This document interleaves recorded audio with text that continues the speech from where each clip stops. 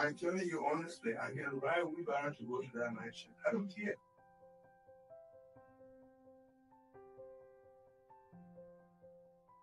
I'm telling you honestly, I can ride wheelbarrow to go to that night shift. I don't care.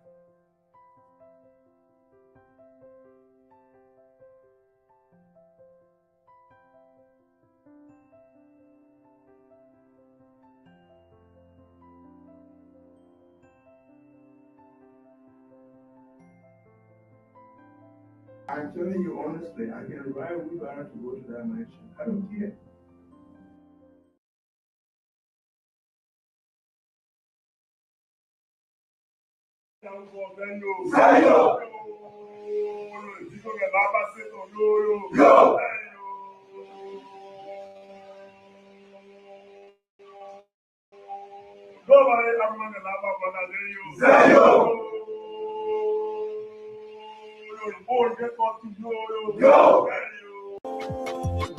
CDC getting bigger. Getting bigger. CDC getting bigger. Ryan Praise here. We also CDC family. We also do appreciate the voluntary outside. Yes, CDC family. We also do appreciate the voluntary outside. Yes, CDC family. We also do appreciate the voluntary outside. Yes, CDC family. We also do appreciate the voluntary outside. Yes, CDC family. We also do appreciate the voluntary outside. Yes, CDC family. We also do appreciate the we also, I say we also, CDC people also, we also. No matter what they say, no matter what they do, Liberian people love you, yeah. We don't know what they want from you, hey. They bring the question, Papa, you balance all the equation. Without the calculator, they bring the just key. You keep on giving the checkmate, keep on giving the checkmate. Even though you lose a coin, you keep on giving the checkmate, keep on giving the checkmate, keep on giving the checkmate. Liberian people love me, Liberian people appreciate you. We will celebrate you, and jubilate you, we will appreciate you. No matter what they say, no matter what they do. Back. See this shit, love you, back. Everybody love you, back. Marketeers love you, back. All the students love you, back. We outside, see this shit outside, Papa. We outside to appreciate you. We outside to appreciate you. We outside, see this shit outside.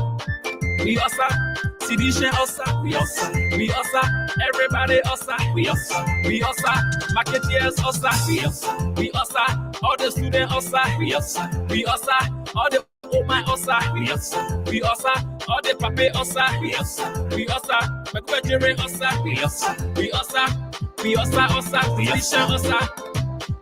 outside, CDC outside, McQuarrie outside, we outside, CDC family.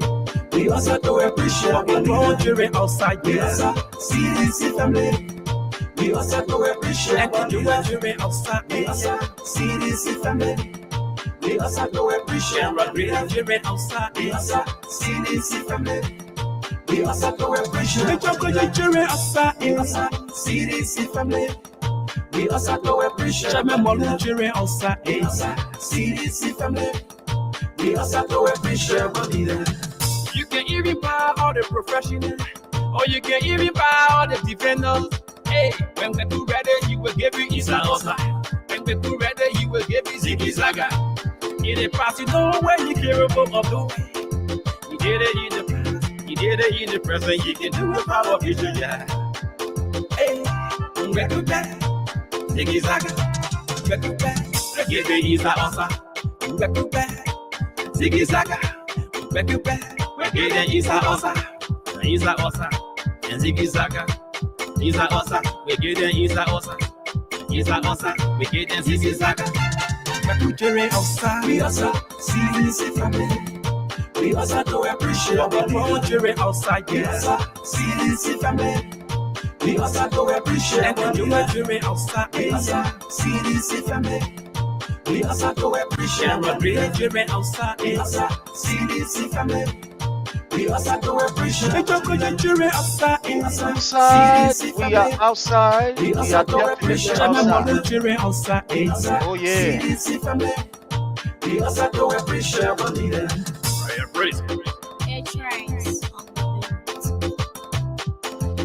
All right, that's how we do it right here, fellow Liberians, home and abroad. So, as expected from each and every one of you, we will appreciate for you to just do us a favor. And that favor we want you to do us is to hit for us the share button. Just hit for us the share button, and we're going to have a wonderful, wonderful, wonderful time here. So please do us that favor, hit the share button, and let's have a very wonderful, wonderful time. Yeah, thank you so very kindly. Hit the share button, and let's have a wonderful, wonderful time. So again, we want to say welcome to each and every one of you. And we are going to take this while we ourselves share in the back. So let's take this from, people back home, and then we have a wonderful, a very, very wonderful time. So those of you who are joining us, we want to say you are highly welcome. Thank you so much for joining us. Your presence here means a lot. So again, just hit for us the share button, and let's have a wonderful time. While we are sharing, let's bring you this while we are sharing.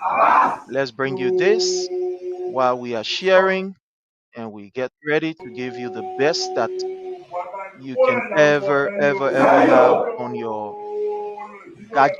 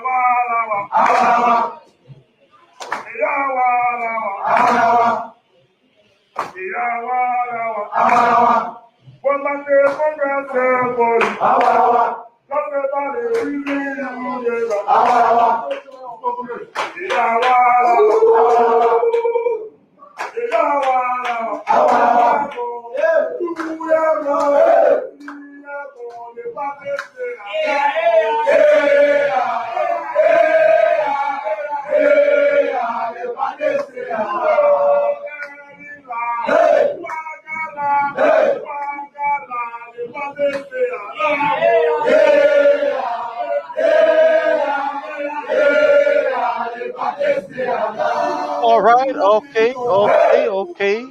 Wonderful, wonderful, wonderful, wonderful day. Let's bring this.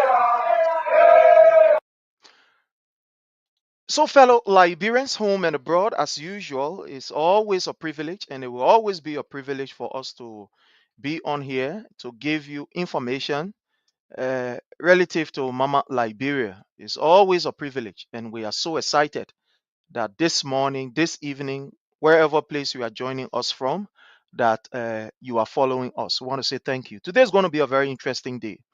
I want to welcome our own Black Man Mouth. Thank you so much for joining us. We appreciate you. Howard Porter Wilson, thank you so very kindly. Lawrence Innings, I mean, all of the names that are here, the names are just popping up. But I want to say to all of you that have joined us, I want to welcome each and every one of you. We do appreciate your presence here. And as usual, we ask that you do us a favor. And that favor that we require of you is to hit for us the share button. Today is going to be a very, very wonderful, wonderful, wonderful day. When you look on the screen here, when you look on the screen, you are going to see something very wonderful. You're looking at this particular, one would say flyer. And on this flyer, some wonderful people are going to be coming on.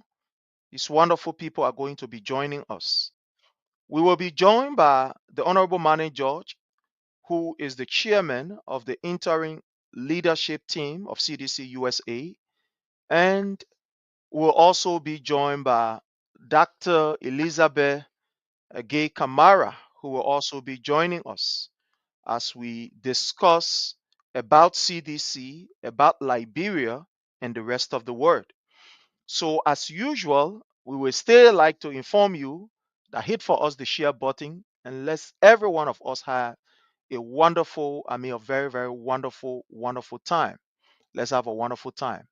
So, just do us that favor in the chat room there, share with friends, share with family members, and we be good. So let's take this while we try to prepare the light from the back here so that we can start ASAP.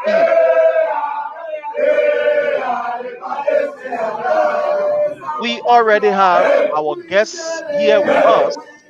So just grab yourself a bottle of water and we'll be good. James Tate Allison, you are welcome. Abdul thank you so much for joining us. We appreciate you.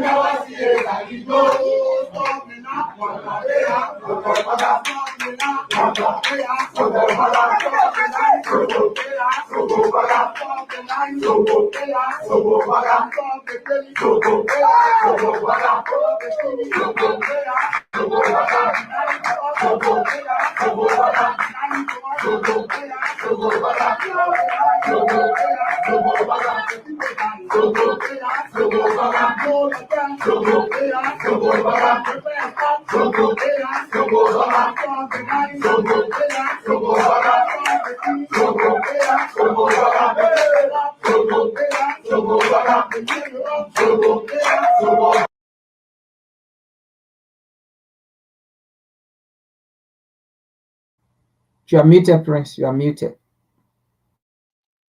Yeah, fellow Liberians, welcome. It's not easy when you are the presenter at the same time the producer. So it becomes very, very, very difficult. It becomes very, very difficult. Yeah. But again, that's why we do. We love doing it, and we are grateful that we have this opportunity to do it. So at this time, we will be bringing our guests who we want to actually appreciate for the patience. We said by 7, but because of traffic and other stuff, we have to run from some kind of hustle area to come. But I want to say thanks to her. She's been here with us, and we are going to be joined by her. We want to welcome you, Madam Dr. Elizabeth Gay Kamara. How are you, Mama? I'm sorry, you are muted. I am doing wonderful. Thank you and good evening. Good evening to everyone. Yeah. Oh wow. So how's Ohio, Mama? How's Ohio? Ohio is wonderful. The Buckeye State is bipolar. The we will have three weathers in one day. Oh wow. Anyways, that's the wonders of nature. One would say, the wonders of nature. But thank you so much for your presence, and thank you too, for patiently sitting behind the screen while we are in the back room. Someone will say, while we settle what we are supposed to settle. It's not easy when you are the presenter and the producer and the engineer and the everything. But again, I want to say thank you. Thank you so very kindly. I really do appreciate you. Thank you Thank so very kindly. you. So, I just want to start with you while we are waiting for the other guests who will be in the back and they will soon be with us. I just want to start, but first of all, introducing yourself and telling the public who is Dr. Elizabeth Gay Kamara. Who are you? Well, Dr. Elizabeth Gay Kamara is the one who really doesn't like to be called by that title. It's just a title. Character comes mold to me. For me, I prefer character. It's just a title, but I take it because I work hard for it. So I am a Liberian, a bona fide seditian, the seditian that have worked in the background all this while, and the seditian who love to see a democratical Liberia, free people. People should have the freedom. The Elizabeth Gay is a housewife, a banker, a Liberian, a United States citizen, and Elizabeth Gay that will want to see a United CDC.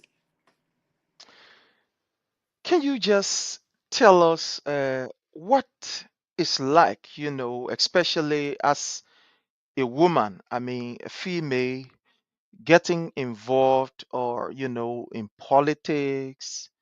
How is it like?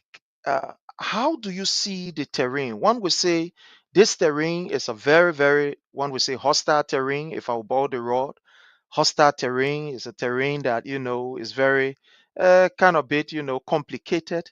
So how do you manage? I mean, with your work and at the same time working with the party or contributing, with the party here in the US, how do you manage to balance your work, the family, and everything? So the word woman, see, it is followed by the letter, three letter MAN. It's called woman. Women, we are stronger than we know it. You will never know how strong you are until you go through the storm, until you pass through the fire. So, in order to know how strong you are, dip yourself in a hot water. We are like tea bags. So we handle almost everything. Remember, women are doctors. I mean, medical doctors. We tend to our children, our sons and daughters.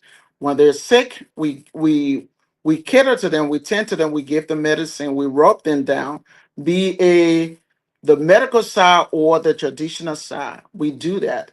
Women, we are also mathematicians. How? Because we stretch the dollars. When you give us $1, we stretch it into five, and we will go to the market and put food on the table and still have change. When the men are looking for money, we say, baby, we got it. We got you covered. And do not forget, we are teachers. So the way I do it, because I have been there and done that, I've been through the storm. And I learned one thing, to stay calm. Even if I am stressed, never let that stress show up in your face. Remain calm, take care of the issues one at a time. So I know I have a full-time job to go to. That's number one. But at the back of my head, I know that I'm an African and Liberian foremost. So sitting and watching Liberia go down the drain is one thing that gets to me. And I know that after it is said and done in the United States of America, after working, I'm going to return back to my country. So just sitting and watch it go down to the drain, I make time, I make provision, and then I come onto the politics train and put in my little 1 or 2 cents in. So the way I do it, So one would ask, for a good while, you've been behind the scene like an engineer, working on things, making sure that things can go in the proper way, the proper form, and the proper manner. Why this time around you choose to kind of like, come to uh, the front, in front of the camera?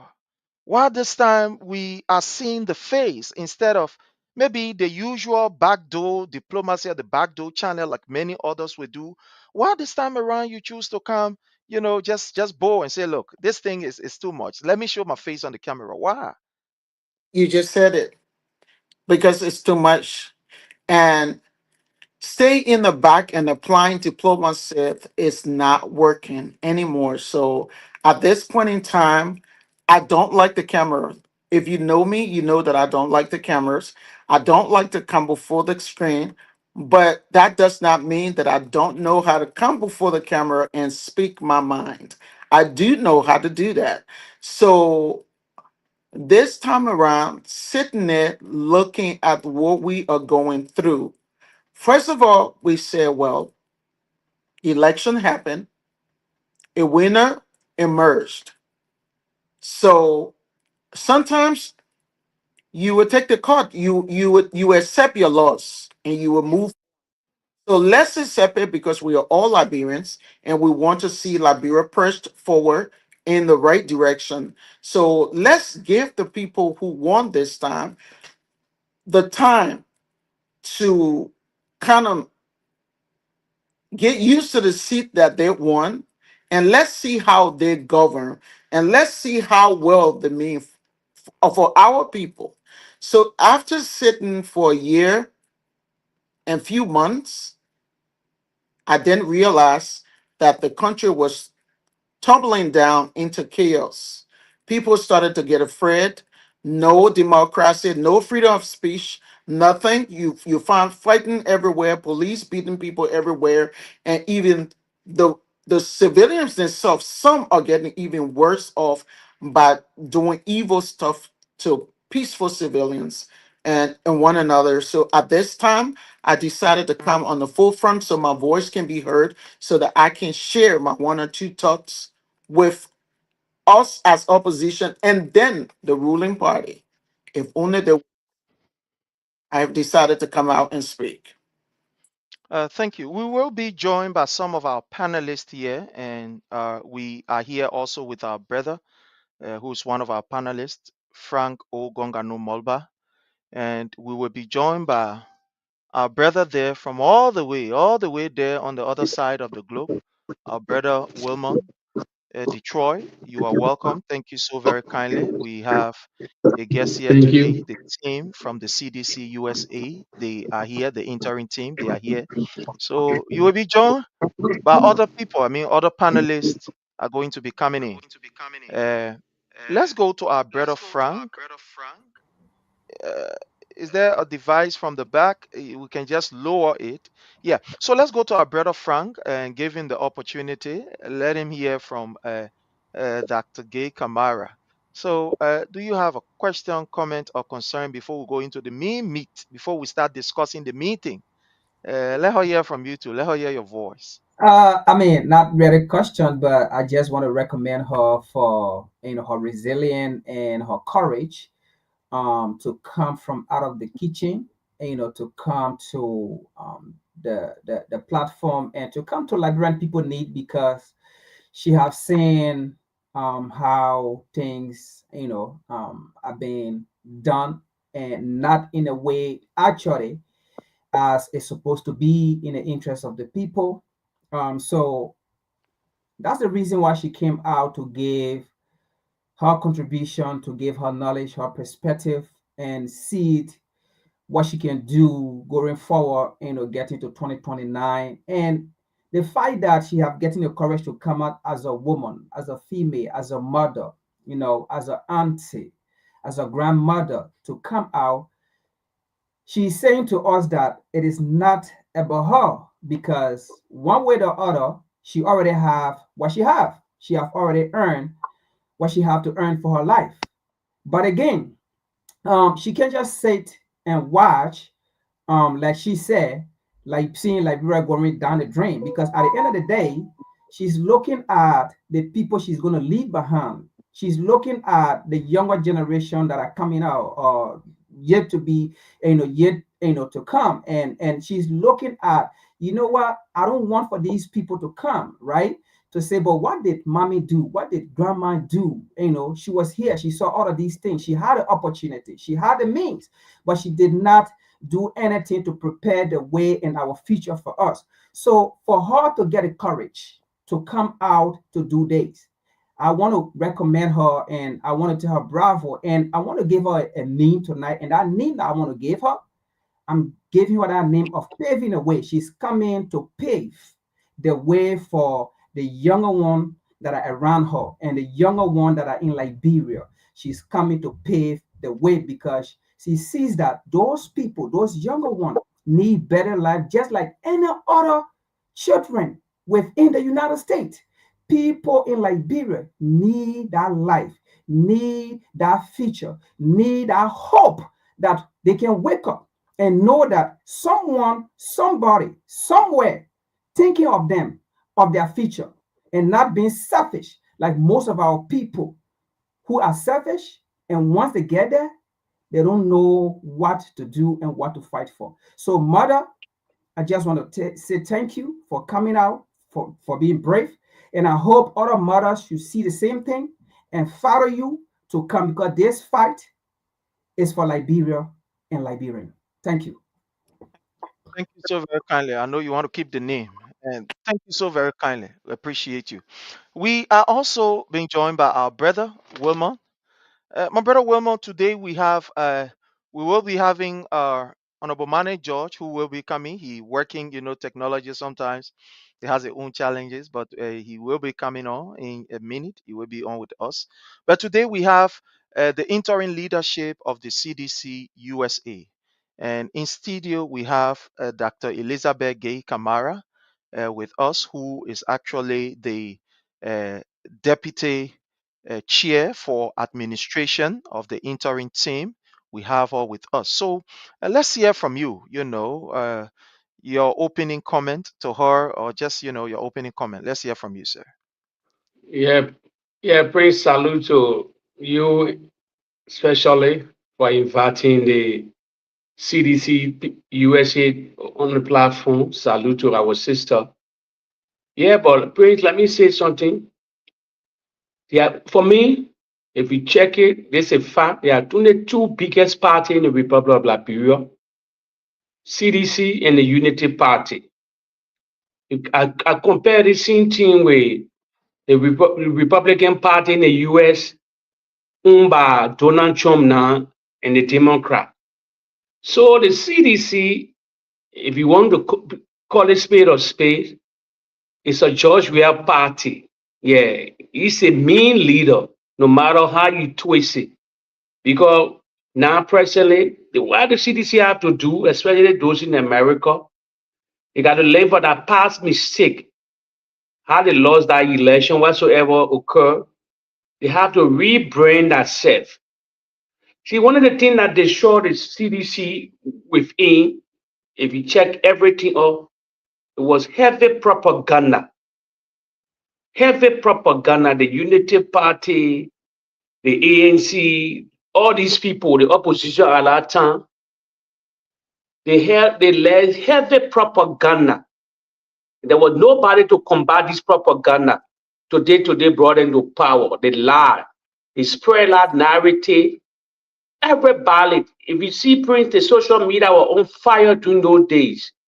They have thousands of outlets all over fighting the one CDC. So as CDC tried to rebrand itself, in let's just say about 2025, by 2027 to 2020, they start to start prepared now to counter heavy propaganda. They need to heavily spend money on the media inside and outside, rebrand ourselves. There will be 2029, then the only hope that we get to challenge the opposition, to challenge the present government. Because if you look at the Unity Party, if you see how they rule in the country, they want to be in power for another for a longer time. So it left with the CDC, especially those are outside who can raise a lot of money, and those are inside to start preparing now, to start preparing. They shouldn't wait until a certain time come. No, they should prepare every arm of the CDC, inside and outside, to prepare that set now, to rebrand that set for 2029. So the whole thing is in the hand of the CDC. They can come back to power. If they really want to come back, they can come back to power, because you see what's going on in the country. So the leadership in CDC now in America, they should all come together, forget about our differences, unite themselves, come together as one team, one agenda. Then probably before 2029, they will get a game plan, everything. Then they will prepare themselves now to combat the Unity Party.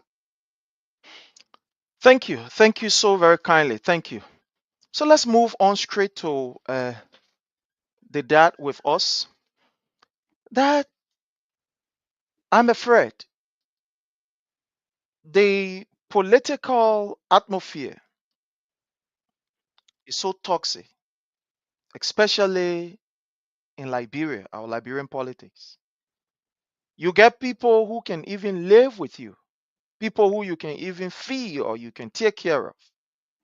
These people are ready because of different political opinion, views, and what have you. Some will go, one will say, very ballistic, very insultive, using words that you don't even want to think about, talk less of using. Are these some of the things that you really think about before entering into this or before putting your face on the camera? Where unnecessarily people will use invectives, because you are associated with the CDC, they will tell you things that is unthinkable, that you think that people should not be using. Are you really ready for this, that, or you want to rethink it? That's a question for me, right? Yeah. Yes, I am. I have been through thick and thin. I have been with the CDC, and I've been on platforms that I pitch for the CDC. When the CDC had the victory in 2017, I was on platforms.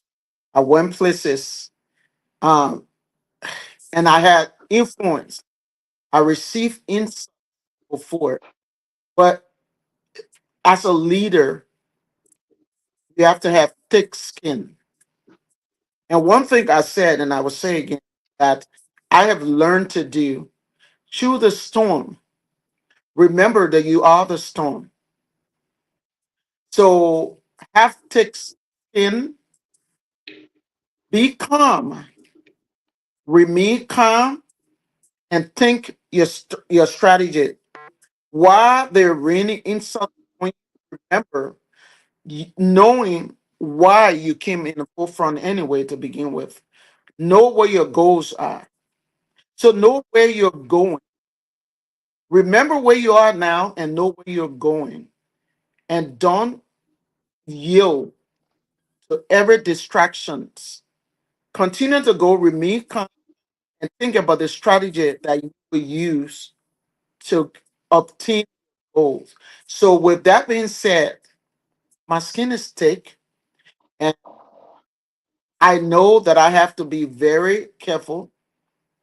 I know that I have to choose my words rightly, and I know what fight to pick and what fight not to pick. So I am ready and here to stay. And I'm here to see a unified CDC that will go to victory in 2029. Hmm. I'm here to see a unified CDC that will go to victory in 2029. Wow, this is a commitment that one will say is not easy. But that I want you to tell us the CDC USA. How did this entire interim team came about? And how did you come in the picture? How did it happen? Can you just walk us through that?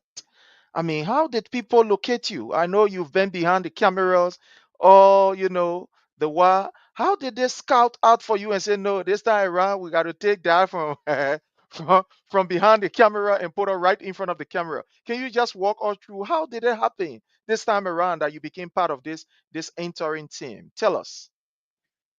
So the whole interim team started due to this enchantment, disrespect, not following the laws that were set up by the people, of the people, the governing body of CDC USA, the rules they made.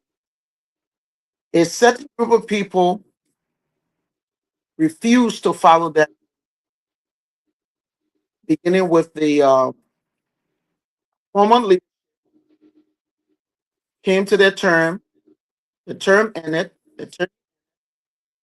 and when the rules of laws are followed, where people will host chapters elections and then take their various chapters to a convention where the chairman, the new, will be elected. They did not follow the rules, so a misunderstanding happened. And then we wanted to unify. We wanted to follow the laws because the rule of laws and policy governing the CDC USA should stand. It is paramount that we follow it for integrity, for transparency. We cannot go around. There's no shortcut to the rules. So shortcuts are taken, people will not be happy. Those are like the rules. So shortcuts are taken, people will not. We have to solve this problem. We have to make sure that we follow the mandate of CDC NEC. And so the group came and founded a bunch of other real CDC with integrity, decided to come together and not play no shortcut in this game. And they decided to come together and form an interim team that rule for a period of time and then go to a convention. So then permanent body seditions, knowing that way, knowing her character, knowing what she's able to do in the back, they told her wise, now this is the time for us to bring this lady to the front so that with her expertise, her her experience, and her influence, she might can add some weight to this so she can unify and get back on course back to the rule of law. That's how Dr. Gay came to the front, and that's how she is on this camera today. Wow, what a wonderful, wonderful one. So it means that even while you are behind the scene, there are people still recognize your potential and know that when you are in front of the camera, you can actually pull the screens and make things work. That's a very wonderful, wonderful story.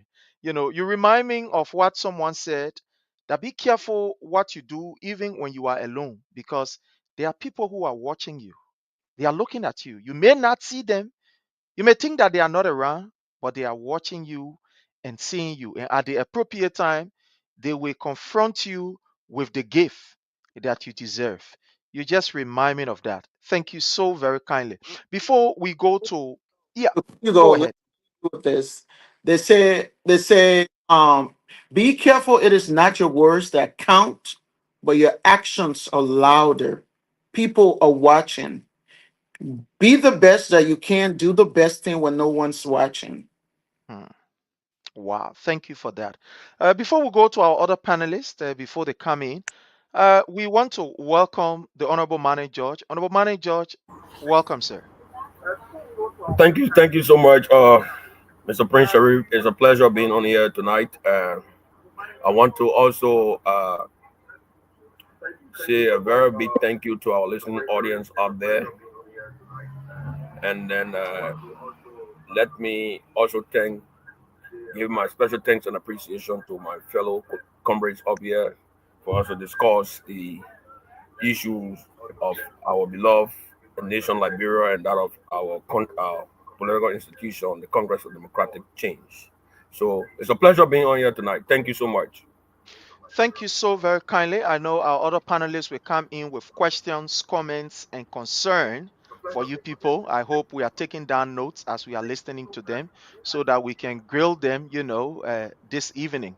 But Honorable Manager George, uh, I just want you to I know people know you, but for the sake of this show, just tell us who is Honorable Manager George in just, a few minutes before we go into the actual issue. Uh, Mr. Mana George, to be very frank, is a strong member of the Congress of Democratic Change and a founding member of the Congress of Democratic Change, a first coordinator of this great institution called the CDC.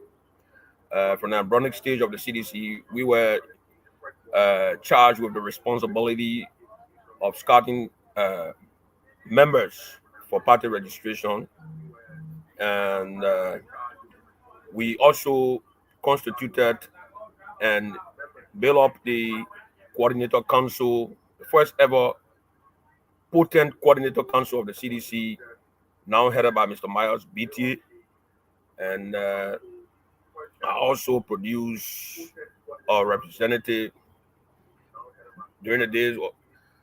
I was in 2005, Mr. Elmer Tatus Bagley, and we came to the United States of America and joined the Congress of Democratic Change USA branch, and we play active role in the CDC USA. And today I'm serving as the DMV chapter chairperson. And as you may be aware, a couple of partisans got together and then came up to me as a stakeholder to serve as an interim leader to take the CDC USA to convention in 6 months. And Mr. Manager George lives in Laurel, Maryland, the USA, and married with 3 kids, beautiful kids. And I'm on the show, and I'm going to uh, listen, and I will contribute my own quota as the show moves along. Thank you so much.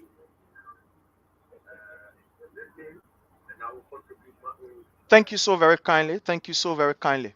Uh, Let me go to our panelists. My brother, uh, Wilmot, you listening to Dr. Gay Kamara.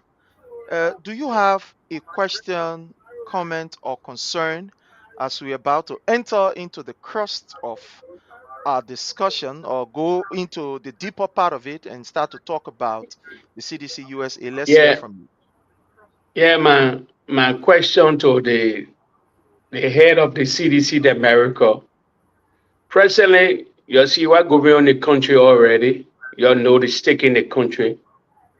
And the CDC in general, yeah, held a due payment in Republic of Liberia. I was there when they introduced it, and everybody came to the table.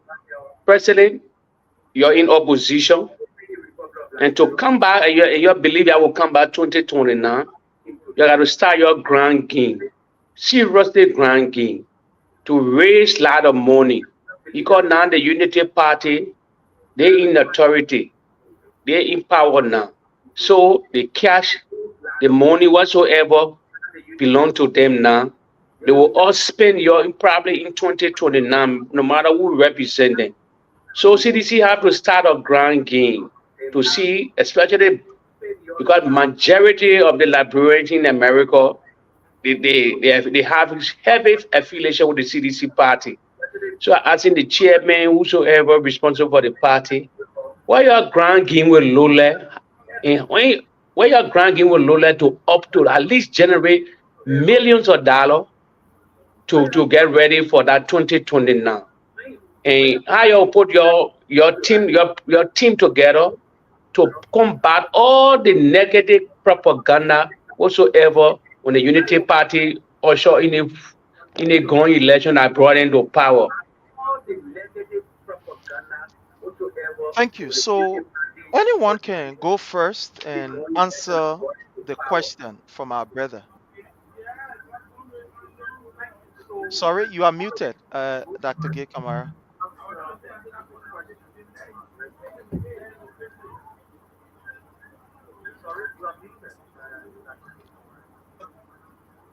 I'm sorry, You hear the Prince, you we hear are the question? we are not getting you. Yeah, I sure they get it. All right.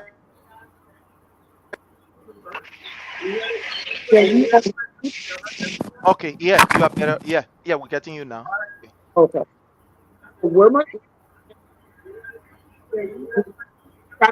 payment is uh, raising a lot of funds to be able to have more time to mobilize socially.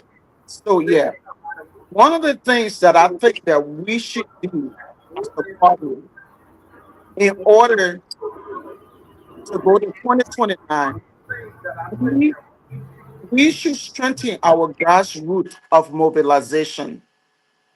So, in strengthening the grassroots of mobilization, is first of all, the team will have to come together. Sorry, I had the fan on. The party will have to come together, unified. After that, they will strengthen their grassroots of mobilizing groups. So, how they will do that, they will build connections with local communities through the grassroots initiatives. Whatever we used to have, like go from door to door, bring people together, form units, give them names, give them the influence, open a platform for them, like raise funds from, let's just say, Nuclear community. Go back to that grassroots, bring them together, have like fundraiser. We can have like full sale games. In Africa, we unify two games. It can be soccer game, kickball games, Scrabble games, any game that will bring people together, bring people back together that way. And then the next thing that I think we should do, the next thing that we should do to bring us back again will be, give me 1 second. It will be um I said develop a unified, inclusive vision. Craft a vision that reflects unity and inclusiveness. Appeal to the broad spectrum of everybody. Find a way to recalibrate. Look for the things that brought the defeat to us anyway. Find those way and look for the who, what, how, and why. If you find those who, why, how, and what, then you will be able to put a strategy, a clear strategy together that will bring your people together, true vision, asking for everybody's idea, Mm. accepting everybody's idea, and synergizing those ideas, putting them together, making them one big idea that will take you somewhere to a noble destiny that will bring victory to this party before we can even go into 2029 election. We have to come strong, start strong, and finish strong. And some of my colleagues can add into it. Wow. Yeah. Honorable Manager, just unmute yourself, please. Yeah, yes, sir. Go ahead. Go ahead. We're getting you. Go ahead. Yeah, thank I you think for you got that a question. splendid and amazing question. You see, for us, we have in store a good package, to redeem our political institution come 2029. And right now, we are in serious consultation with other diaspora seditions, especially CDC Europe, Australia, and Canada. You know, because we want to build a big team. Like I said earlier on this morning on the show, we're trying to incorporate other diaspora seditions so that we can make one big team. We're trying to put together a coalition of diaspora seditions, and after that, like Dr. Gay Kamara have earlier stated, we're going to have series of programs, not only in the Americas, because in order for us to reach out to our partisans across the world, we need to extend our tentacles. And, we're going to carry on Operation Octopus. And, there are other guys who sitting on the fence, even unit UP partisans. Some of them are not happy right now. Some of them are regretting why they have to vote the way they voted. And so we're going to go out there to encourage them, like she said earlier. We're going to have series of program activities, screen contests. You just name it, like she stated earlier. We're going to do it with the constituted elected leadership. For us, we don't have long time because all of these things from now to 2029 is a long planning. All right. And so we're going to pave the way for the incoming leadership to follow, because we were not going to sit here and wait for 2029 before we engage our partisan or non-partisans. No. So these programs are going to be initiated by us. We're going to plan them. We're going to put them on a book so that they can be implemented. Not only us. Like I said, we're going to reach out.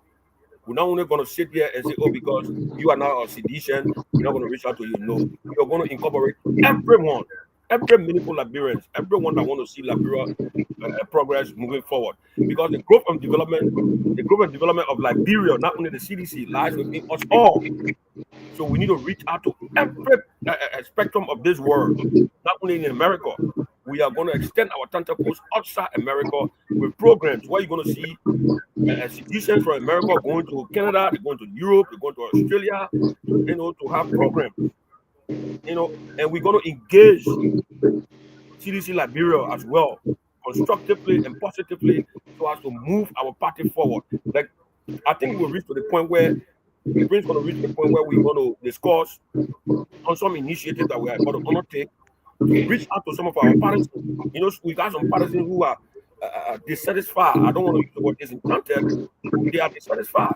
Some of them, after the election, they go to the party headquarters. They don't even have transportation to go home. So we're going to think on all of those ideas so that we can get our partisans together. We're going to reach out to them, those who want to do businesses. We're going to see how best we can mobilize our partisans out here to reach out to some of our partisans out there, not only our partisans, because politics, especially voting, is numbers.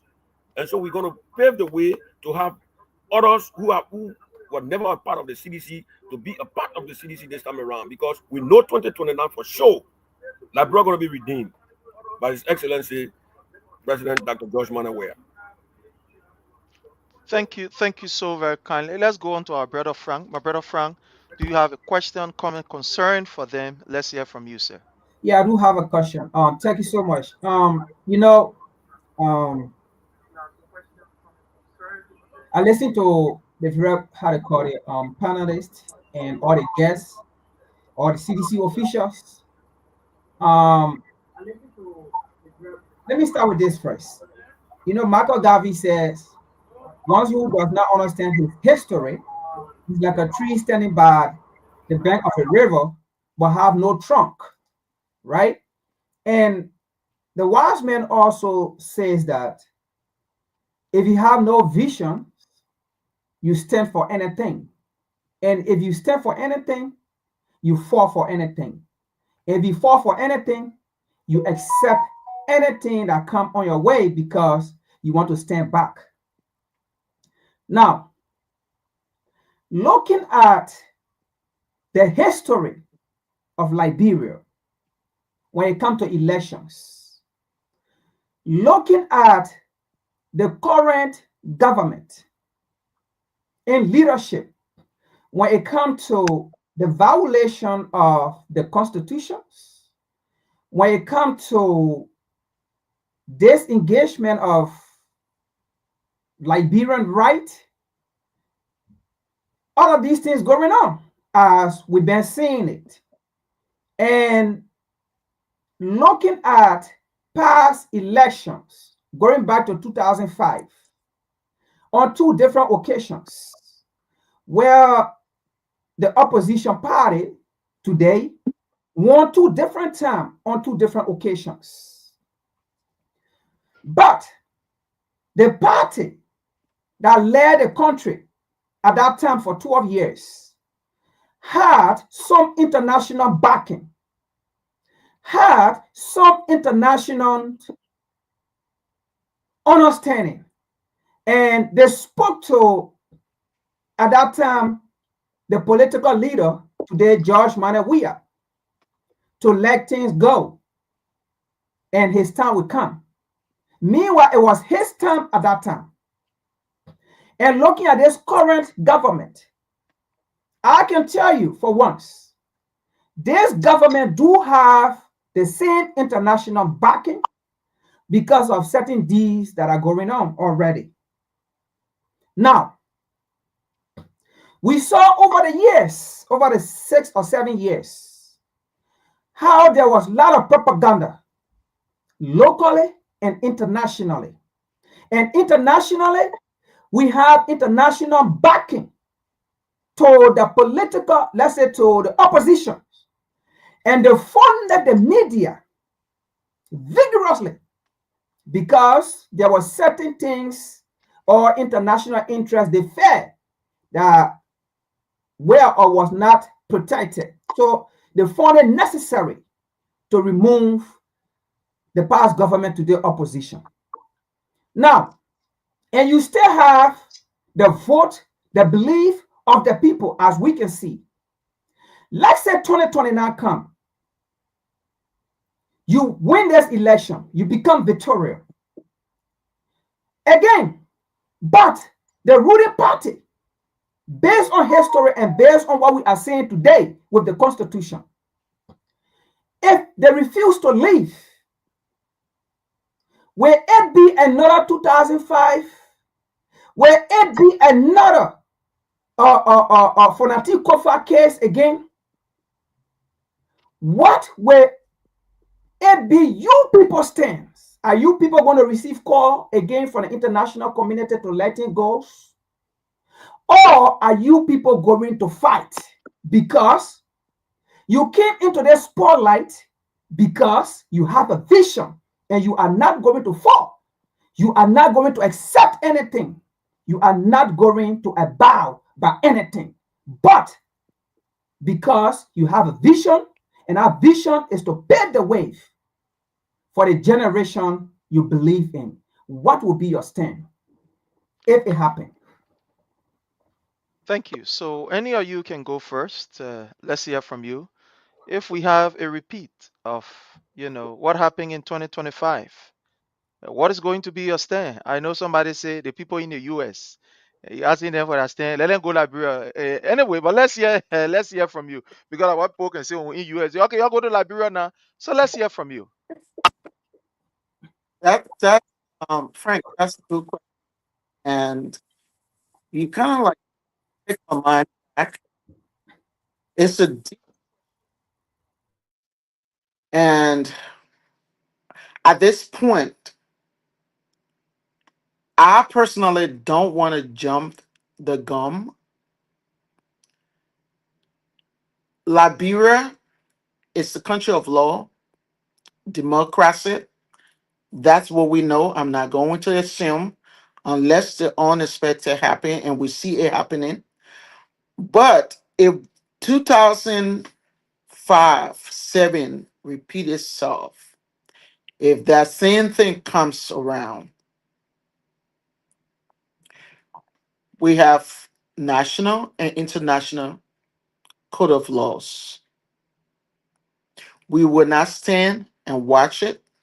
We will not accept. They say lead by example. This standard bearer of the Congress for Democratic Change, standard bearer and president, we are at the time when he lost the election, he conceded. He stepped aside for peace sake. If we are called to let go, we are no longer in the village. Thank God for social media. Thank God for publicity. Thank God for people like Prince. Thank God for people like you. Thank God for people like myself. We will go to every length to make sure justice be prevailed.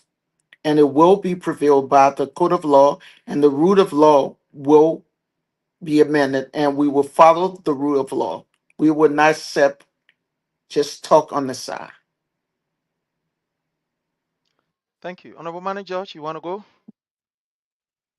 Please, okay, yeah, you are on Let mute. me just buttress Dr. Gay's Kamara session, okay? We know Liberia, like she regularly put it, it's a country of laws. All right. You we also aware His Excellency Dr. George we are considered almost 17,000 votes. And we expect if CDC should have won the 2029 election, we expect similar gesture from our counterparts. All right. And if and only if anything on the contrary occur, all right, wherein they refuse, if we see a convincing victory or even the same 17,000 or not 17,000 votes, and CDC, let's say, won the elections, and some circumstances comes about, my brother Frank, the question is an amazing question. Well, let me let you know this. They have the international court system. All right. I think CDC going to utilize that medium by going to the international court, you know, and take their complaint or their grievances to the international court. They have the AU, the ECOWAS, you just name it. We're going to use that first approach. But mind you, at the same token, the people, they say all power is inherent within the people. The people will come out and speak. I'm not saying that we are encouraging violence. No. This is why you will have peaceful protests. You're going to take another approach after you go into the court. Look, like the Fonati case, trust me, my brother, this is what we are planning even to march to the capital, Washington, very soon. It's part of our plans because we want the American government to. I'm not saying they are not aware. They are aware of everything that is going on.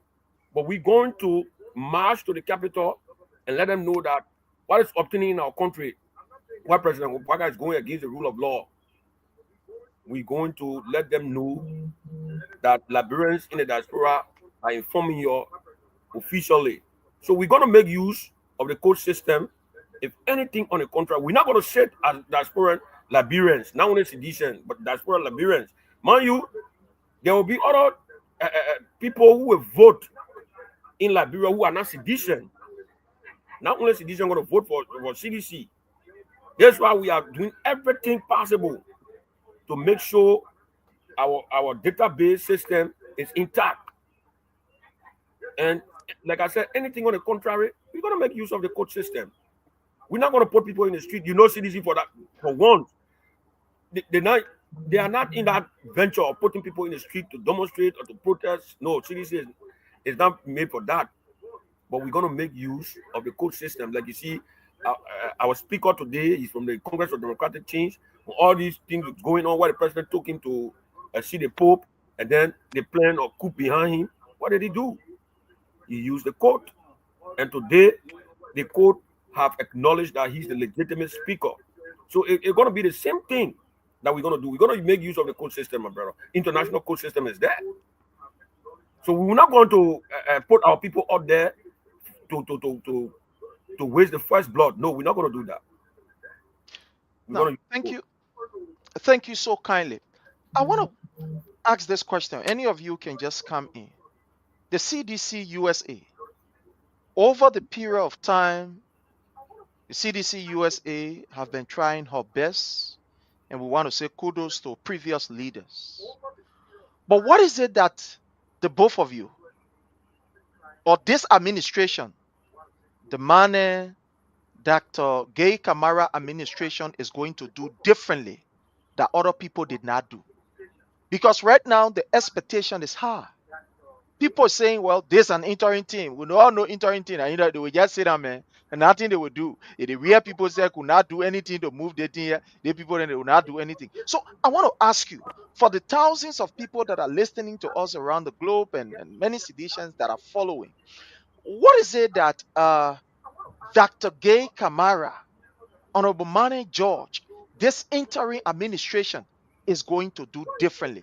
How are you going to just change the dynamics? How are you going to do? I want to start from that. I want to start from you. What is it that you are bringing? What are you doing differently with the CDC USA for which you think people should trust this particular interim team? Let's hear from you. What I want, Okay. Yeah, go ahead, please. right? So I want us to go back to reassess election. So we are going. I'm sorry, it's like you are coming in broken. Okay. Can you hear me? Am I Yeah, still? you are better. Yeah, you are better. Yeah. All right. So we are going to revisit, to reassess post election what happened, how it happened, where did we go wrong, what brought about the defeat, what we could have would have done better, or where do we need our strength? What was the weaknesses and what was the strength? How can we improve on the strength? And how can we come from the weaknesses to turn those weaknesses into strong action? We will visit them. That is, we will recalibrate. And one thing that I'm seeing that will need work, and we are working on it right now. That's what was found it. A party of unity with vision, a party that will collaborate, because not a one person cannot do something and make it all the way. That's what we brought the act, so everybody can get into the cloud and get work and do work together, so that your idea and my idea may not sound the same, but we are thinking the same. We just need to synergize. We just need to bring those ideas together. So we will recalibrate, unify, and form a progressive youth. When you open, you said that we want to look back at the people in Liberia, the people who have been working hard under circumstances that they may not have food sometimes, under circumstances that they may have gotten hurt, under circumstances that they lost their friends that were walking foot soldiers side by side that died. When they look back, what are they doing for them? Did they just lost their life for nothing? What are we going to get? So we want to bring those disenfranchised people together, unify them together, have fundraiser or together banquets for them in the first place to begin with. Include them into everything we would do, hear from them, and take their input and draw vision from it going So, forward. so to just intrude, right, before we go to Honorable Manager George, one would say you are too ambitious for an interim leader. What you are saying, somebody who has maybe 2 years, 3 years, or 4 years should be saying that. But what is coming from you is too, is too big. How do you classify that, or how do you respond to that? Somebody who's saying interim president, talking about unifying, talking about this, that. How do you respond to that? So so the reason the interim government is was funded anyway is for us to come together, unify, then we would step aside and give way to the real people who would come take the leadership to where we want it to be. And the reason why I am coming the way I am coming, simply said, enough is enough. Hmm. These ideas have been in the back. Have we not shared it? Yes, we have. Have we tried to implement it? Yes, we have. So we have tried, and plenty of time, some of us were heard. Plenty of time, the ideas that we give out, were they taken seriously? Not for me to answer now. Oh, sorry. I went off a little bit. So, were the ideas kind of being taken seriously? I don't know. I can't say yes or no. But if those ideas were implemented and implemented the right way, like my boss would say, be intentional. He calls me and said, Elizabeth, I said, yes, sir. He said, I need you to be intentional on this job so that when you move, you never lose. That is when you apply for a position, you will get it. Be very intentional. Pick the position that you want and know that it is the right time. Apply for it and you will get it. And it has Th- worked. So at this point in time now, I am being intentional. The ideas and my little experience, I'm not saying I know everything, but I want to speak into somebody's ear. I want to hold somebody's hand. I want to say, I don't know it all, but I want to hear from you. How do you think we can do this?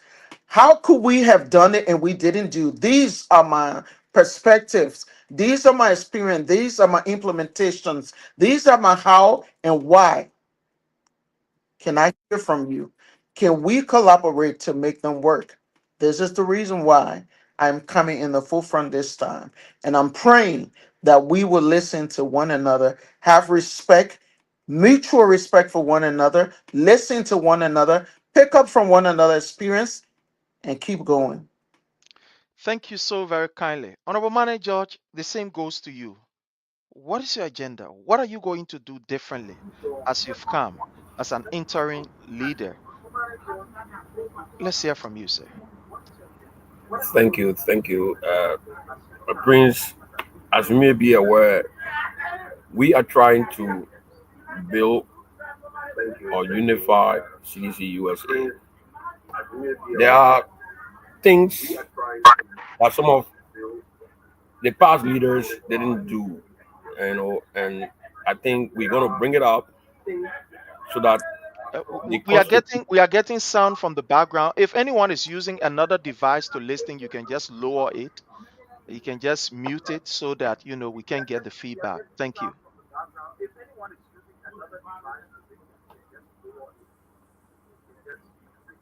So are you getting me? Yeah, So we are getting you. We are we're getting you, sir. gonna we're gonna institute programs, plans for the democratic constituted leadership to follow. Like now, we have the outreach program, and the outreach program have been classified into categories. All right, like reaching out to other diaspora institutions. Like I said earlier, the uh, CDC Europe, CDC Canada, Australia. These are things that some of our past leaders didn't do. They never tried to build that bond between the diaspora seditions, and so we are trying to do that to bring together the diaspora seditions under one umbrella.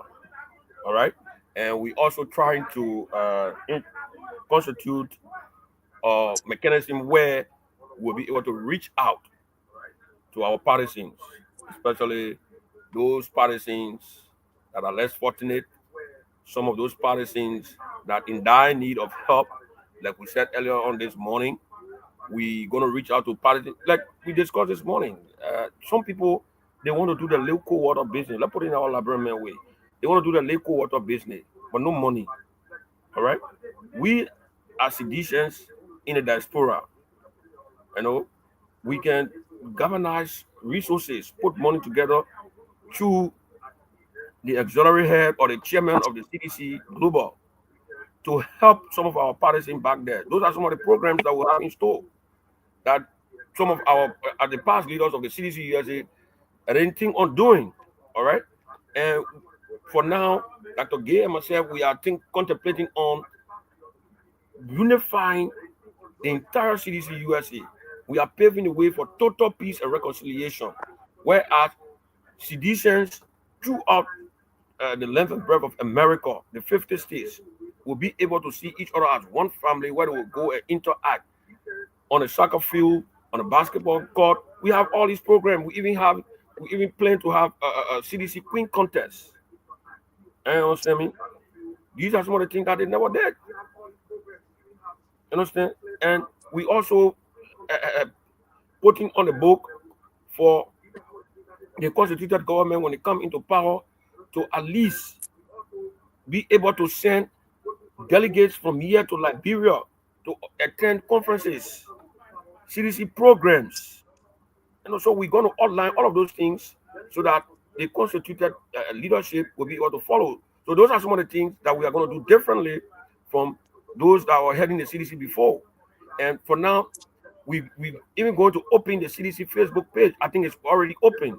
The Secretary General have opened the CDC Facebook page. Something we never had in the past, I don't know, decades or so. I remember Madam Piso Selita was your Secretary General. She had that. But since then, we never had a Facebook page. We never even had a website. We are presently building a website right now for the CDC-USA. So we need a website and all of that. So those are some of the things we are doing differently from the past administration and administration to come. So when they come in, it's going to be easier for them to work. They're going to have the working tools already there. That way, they will start from where we left off and then they proceed. I hope you get what I'm saying. Like what I stated earlier, our partisans in Monrovia, those partisans are always at the headquarters. Some of them go to meetings there. They don't even have money to pay their way. But if you give them $200, $250, or $500, say, look, start your co-business, start your co-water business. They're going to appreciate it, and they're going to start something. So these are some of the things we are contemplating on doing, and we have already earmarked it, and we have started already. We are reaching out to meaningful citizens to at least contribute, because doing such thing, it doesn't take a one-person effort. It takes collective effort. It's something that we all collaborate together and then we move into Monrovia and start to help our partisans out there. So after we have exited, the next administration, which is a constituted administration, will follow suit. Thank you so much. Thank you so very kindly. Let's go to our brother, Wilmot. Wilmot, you listening to them. Do you have a question, comment, concern? Let's hear from you, sir. I'm sorry, you have to unmute yourself.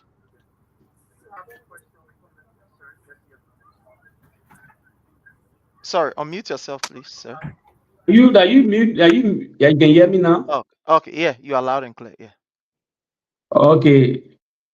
I told you earlier, I was in Liberia when the due payment of the CDC was going on in Monrovia, when they brought a massive crowd to the CDC headquarters, massive crowd. And that massive crowd tell you directly that the president is still popular. The due payment is a right thing, but the problem I get with the due payment, the problem we had with that were in Liberia at that time, when the people paid that due, the CDC in Monrovia, the chairman, Co is the interim chairman too. And pretty much as if I go on the question, he's a real chairman or is an interim chairman too, Changa Co. And He Prince? is an interim chair. He is an interim Okay. chair. Why CDC yeah up or interim? How can we heading to 2020? We get 4 more years, we get 4.5 more years, and they get doing interim. I'm not in favor of that. You solidify everything and you know who you're working with before confusion come in the future. That my owner saying. Let me go to my question here. You know, they were paying the due payment. I brought thousands, including the president, everybody. People keep on the trenches all around in Monrovia at that time recently. But I was surprised. Nobody in the CDC hierarchy, the chairman, who the secretary general, all of them, nobody announced to the government, nobody announced to the country to say, oh, we generated the first due payment of this month or so and so month. We generated millions of dollars, elaborate dollar whatsoever. Everybody kept silent. The people packed to that place, they paid that due with that card whatsoever, that due payment card. But the CDC were not transparent. Jankan Kone were not transparent, were announced. A preacher living in America, when the Republican Party generate money, you will hear. When the Democrat generate money, I will give you an example. The going election at Trump won, Kamala Harris generated what $1 billion. $1 billion with a B. It was not in Haiti, but CDC generated a lot of money. Today, if you ask them, we don't know how much million dollar they generated from that due payment. The same question go to CDC-USA, CDC Europe, CDC Asia, CDC anywhere. If you want to compete in the 2029 election, you need millions of, you need millions of dollars. So it's the right time to start preparing for that kind of budget and things to challenge in the 2029 election. But my question to the chairman, the coach, whatsoever, when they were doing the due payment in Liberia, the CDC-USA they also implemented that due payment to if they do so, how much they generated and how much in the CDC budget, USA budget right now, if they want to be transparent to the Liberian people. Well, that's the question there to the both of you from our brother. So Any of you can comment. I would take that question. So, in the first place, let me make this clarity. Mr. Jangako is not an interim chairperson. He's an acting chairman. Because as you may be aware, our chairman at the time, Mr. Molu, resigned the position. Yes. And so Mr. Jangako is the acting chairman, global acting chairman. He's not an interim chairman. But acting is like interim. No, he's not. Acting is like interim. Not an interim arrangement. The administration Okay. who is heading now is a constituted, elected administration. So it's not an act. It's not an interim. Interim where you Okay. you put an Yeah, arrangement together. thank you for that correction from You the understand me? Okay. So again, coming to your question, for the due payment question that you asked about in Liberia, the process is ongoing. You understand me? The process is still ongoing, so you cannot give a report right now because the process is ongoing. And in the CDC-USA, And I'm cutting you, Mr. Chairman. We in May now. They did it last month. I was in Liberia a lot of time. They never came up with no money. They never announced. Listen, if CDC got to be transparent to encourage other people, they're not behind the corner. If they generate $10,000 from the due payment, they announce it to the cohort, they announce it to the people of the Republic of Liberia. CDC generate mean that somebody will take that money from them. Yeah, but they have to announce it. They have to be transparent to announce it. yeah, Everybody was in the dark. That's why I'm asking this question. I understand. I understand your transparency issue. All right, that's why I'm telling you the process is ongoing. You understand me? Okay. And after the process have completed, I think it behoves the leadership of the CDC to come up and inform partisans or people what was generated. All right. Apparently, the leadership have their own strategy on how to carry on their financial issues because apparently they don't want to come in bit and pieces. So they're waiting to make a holistic announcement. But the process is ongoing. Even the CDC-USA, we have not started ours yet. All right. They call for dollar rally over there, but our vision on this side, we intend Mm-hmm. having a $5 rally to our partisans because we know those of us that on this side, somehow, some way, we can afford more than $1. You understand? Mm-hmm. So for us on this side, we intend having a $5 rally. But this is something that we also have on our project list. We also plan that to have our $5 rally, but we have not had it yet. But in subsequent days and time to come, we're going to institute that, and then our people going to come up to pay their dues. And besides that, our dues book is being forwarded to us on the side so that we can plan it. We also spoke with those that are in charge of the due payment. We spoke with them, and we are in serious consultation with them so that we can have our $5 rally on the side. And then after we should have gotten the due books, and we're going to tell them we're going to have this due payment exercise for like a month. And after that, we will definitely be transparent. We're going to announce to our partisans what was generated and what have been sent down to Monrovia, our mother party. I hope that satisfies your question. Okay. Yeah, let's move on to our brother Frank. My brother Frank, you have a question, comment, or concern? Fire, Chief. Uh, it's just a comment to add on what the both guest says.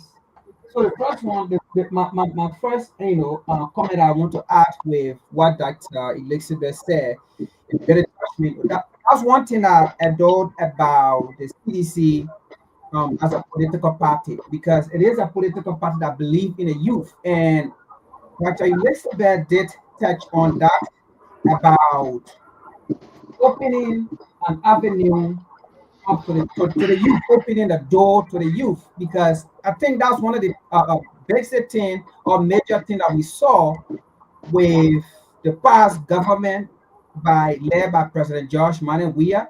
We saw actively how the youth were involved, and we saw actively how opportunity, we're open to the youth, and we saw many youth being sponsored out of the country, and we saw how the past government encouraged youth when it comes to education, because we all know, um, for every nation, the backbone and the future and the development of every nation or every country, it comes from the youth. If not the youth, you can do any other development. If the youth will not be there to carry on the maintenance, right, of that development, at the end of the day, those development will collapse. So we saw the past government giving that opportunity to the youth of Liberia in every status, and also those that just wanted to go to school, whether vocational institution, whether any other, how they call it, area of learning, that they will come back to their country to contribute. We saw that over the years. Unlike right now, with this current government, have taken away that door, that have closed that door for the youth. They have taken away that opportunity for the youth. Again, that is not nation building, because you cannot build without giving the opportunity, without giving the door, or without preparing the way for the youth that will take when you leave.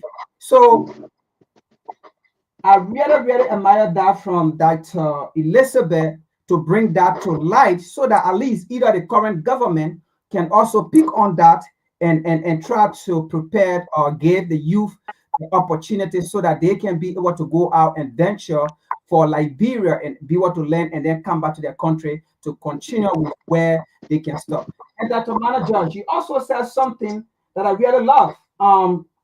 You mentioned about how the diaspora CDC will be given an opportunity to go back to Liberia to have conferences. I think that was one of the failure of the past administration of the CDC-USA. I think they were not able to mobilize themselves enough, right, to go to Liberia. Because let us be frank and be realistic here. We in the diaspora here, not to say we are looking down on those that are in Liberia. One way or the other, we have the opportunity. Right? I mean, knowledge, why we have it, not that they don't have it, but there are some things that we are exposed to that they don't have it. So by you saying this interim government or leadership of the CDC, right, and going forth, there will be diaspora CDC who will leave from here to go to Liberia to have conferences in many areas. It could be awareness, right? Giving awareness to some of our Liberian, not just the political party or CDC. Anybody can come on our conference to get knowledge. So I love that you said people will be sponsored to leave from here, at least to interact, right, with the people there equally. So there are some things that we don't know, right? We can also learn from them when we get there. So interchanging knowledge, ideas, right, will enable us to build that relationship. Because again, that was one of the reasons I can say the election went the way it went, because those that left from here, that went to Liberia to campaign, they were like strangers, because that relationship with the people down there was never built, because we never went down there before to interchange with them, to have conference with them, to have awareness with them. We never did that. So we went to our own country. We were like strangers in our own country, which of course it was bad. So I would love to see this coming leadership to really, really implement that, so that we can have that friendly relationship with the Liberian or the CDCN in the diaspora, with the CDCN on the African continent, or in Liberia, so to speak. Thank you so much for bringing that in and highlighting that. At the end of the day, CDC belongs to us. CDC is a political party, not for one person. And I hope, as many believe that once President George Manawiya retire or leave the CDC, then there will be no more CDC. So I just want to say to that ideology or that notions that is not going to happen, because when we say CDC forever, when we say CDC the Mate Blue, when we say CDC is a party for the masses, when we say CDC is a party for the native, when we say CDC is a way of life, we mean everything we say with our mouth and with our breath. Minus President George Manawiya, plus President George Manawiya, CDC will remain one of the biggest, if not the second, but the first political party ever in the history of Liberia. Even with this generation, if they pass away, the next generation, because it is a movement, it is a party that we are building, because we know what this party means. We know what this party stands for. Thank you. Thank you so very kindly. Thank you so very kindly. Honorable Manager George, you talk about this issue of a conference. I want you to please throw more light on it. An interim team, like I asked Dr. Gay Kamara. You guys are interim team. It's like the ambition is already high.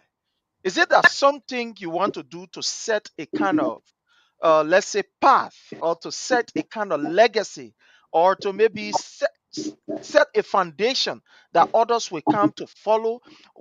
Can you implement everything on your listing right now, or do you just want to, or are you just talking? One we say, people just talking.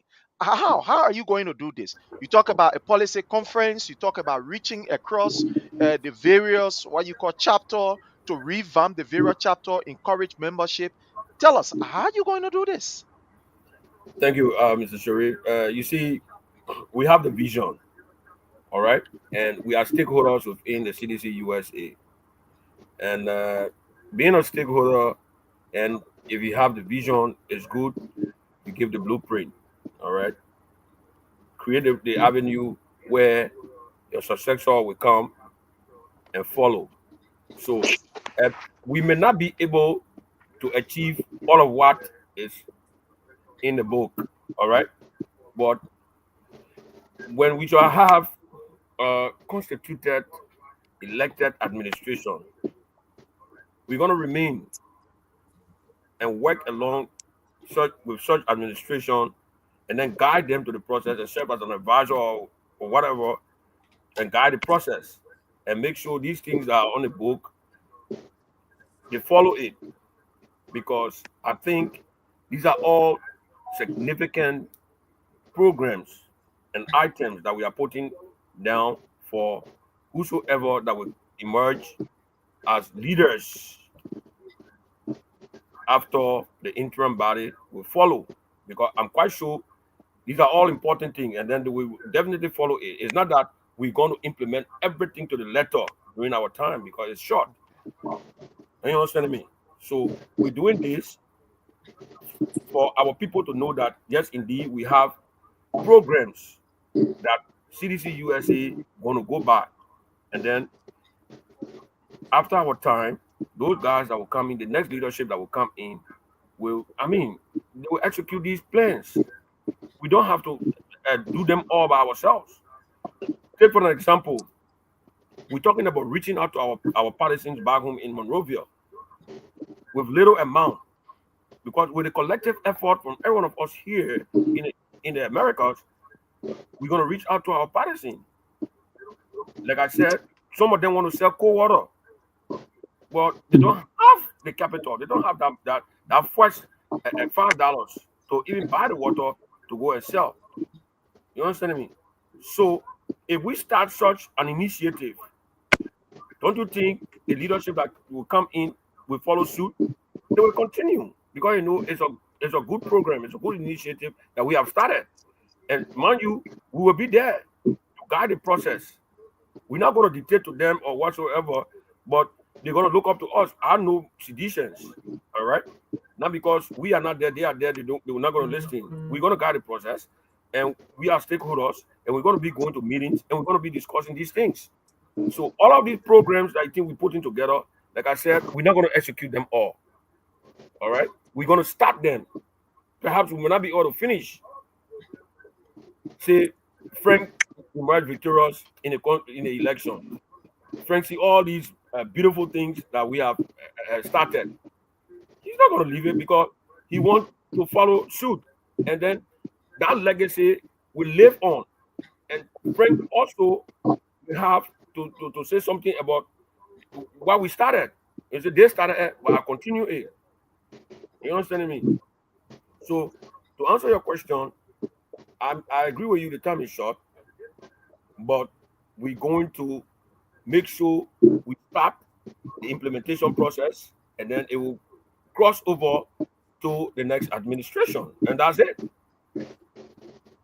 I think Wow. Dr. Gay Kamara will want to add on that too. All right. Yeah, Dr. Gay Kamara, it's over to you. How you people are planning?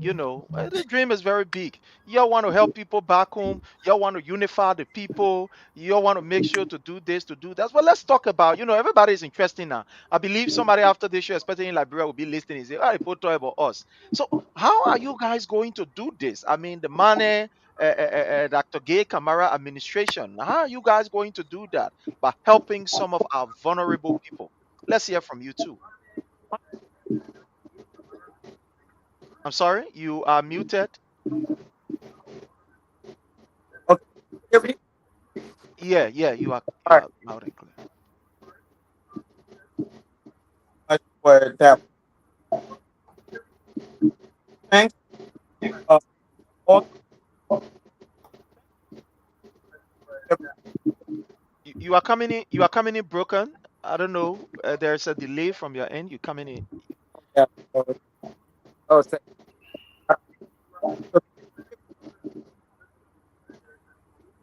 Uh, can can you speak? You Just can go out and come speak back. again. No, I think Can you the speak rest of again? the Let's hear people you. mute yourself if you're not speaking. okay. All right. Okay, yeah. Uh, uh, Hear me? yeah, you are good now. You are good. Okay, great. You're sorry I'm sweating. Lord have mercy. So, like I said, thanks to the listening ears, and again, to the income entry, he did it all. He has um, eloquently by saying, um, because of the love for country and the party, we just don't want to look down on anyone. Want to look back.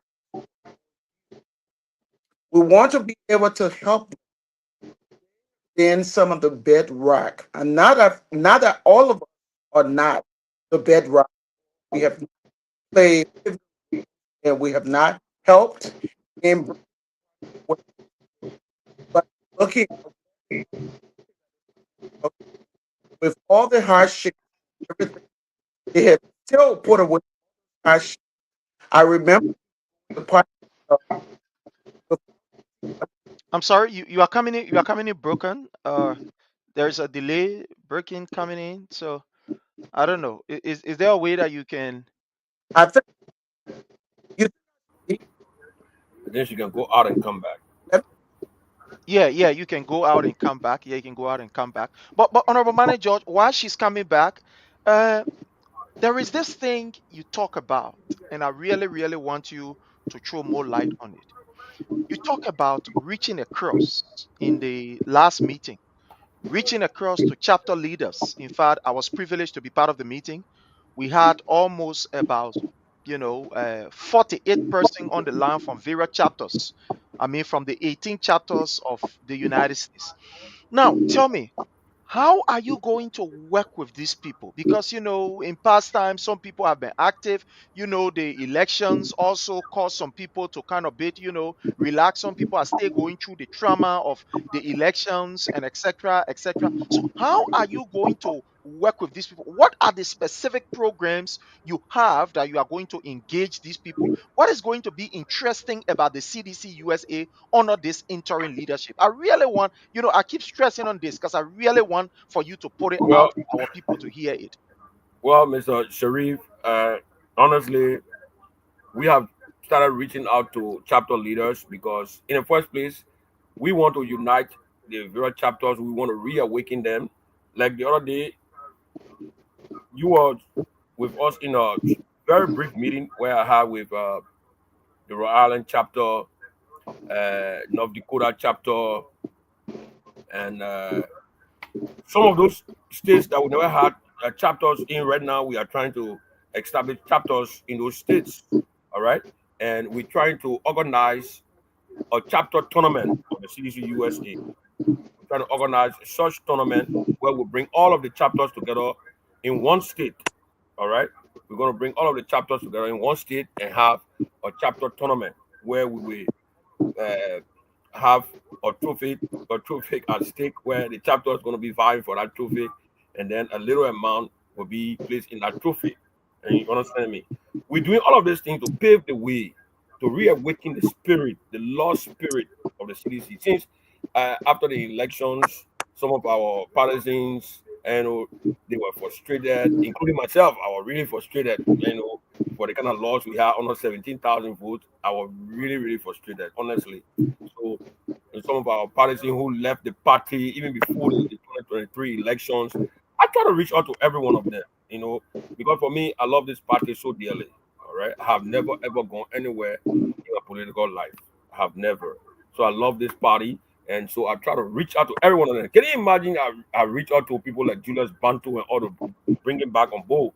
I've been talking to people like Lloyd Tupa, all the guys. I've been talking to them. Look, gentlemen, you guys have to see reason to come back home. This party is our party. You understand me? So we're reaching out. We're gonna have this one gonna happen under this interim leadership, because we're gonna have a soccer and kickball festival for the various chapters, where we're gonna assemble in one state, and we have that festival, that soccer and kickball festival, where the various chapters will engage each other. You understand me? But it's a good thing to go out there, and bring the people together. CDC is loved by the people. Trust me. I normally hear people saying, if we are leave the political stage, I'm sorry, Mister, we are leave the political stage, CDC will be dead. No, I think Frank Reckley put it here. CDC will never die. Trust me. CDC is becoming a religion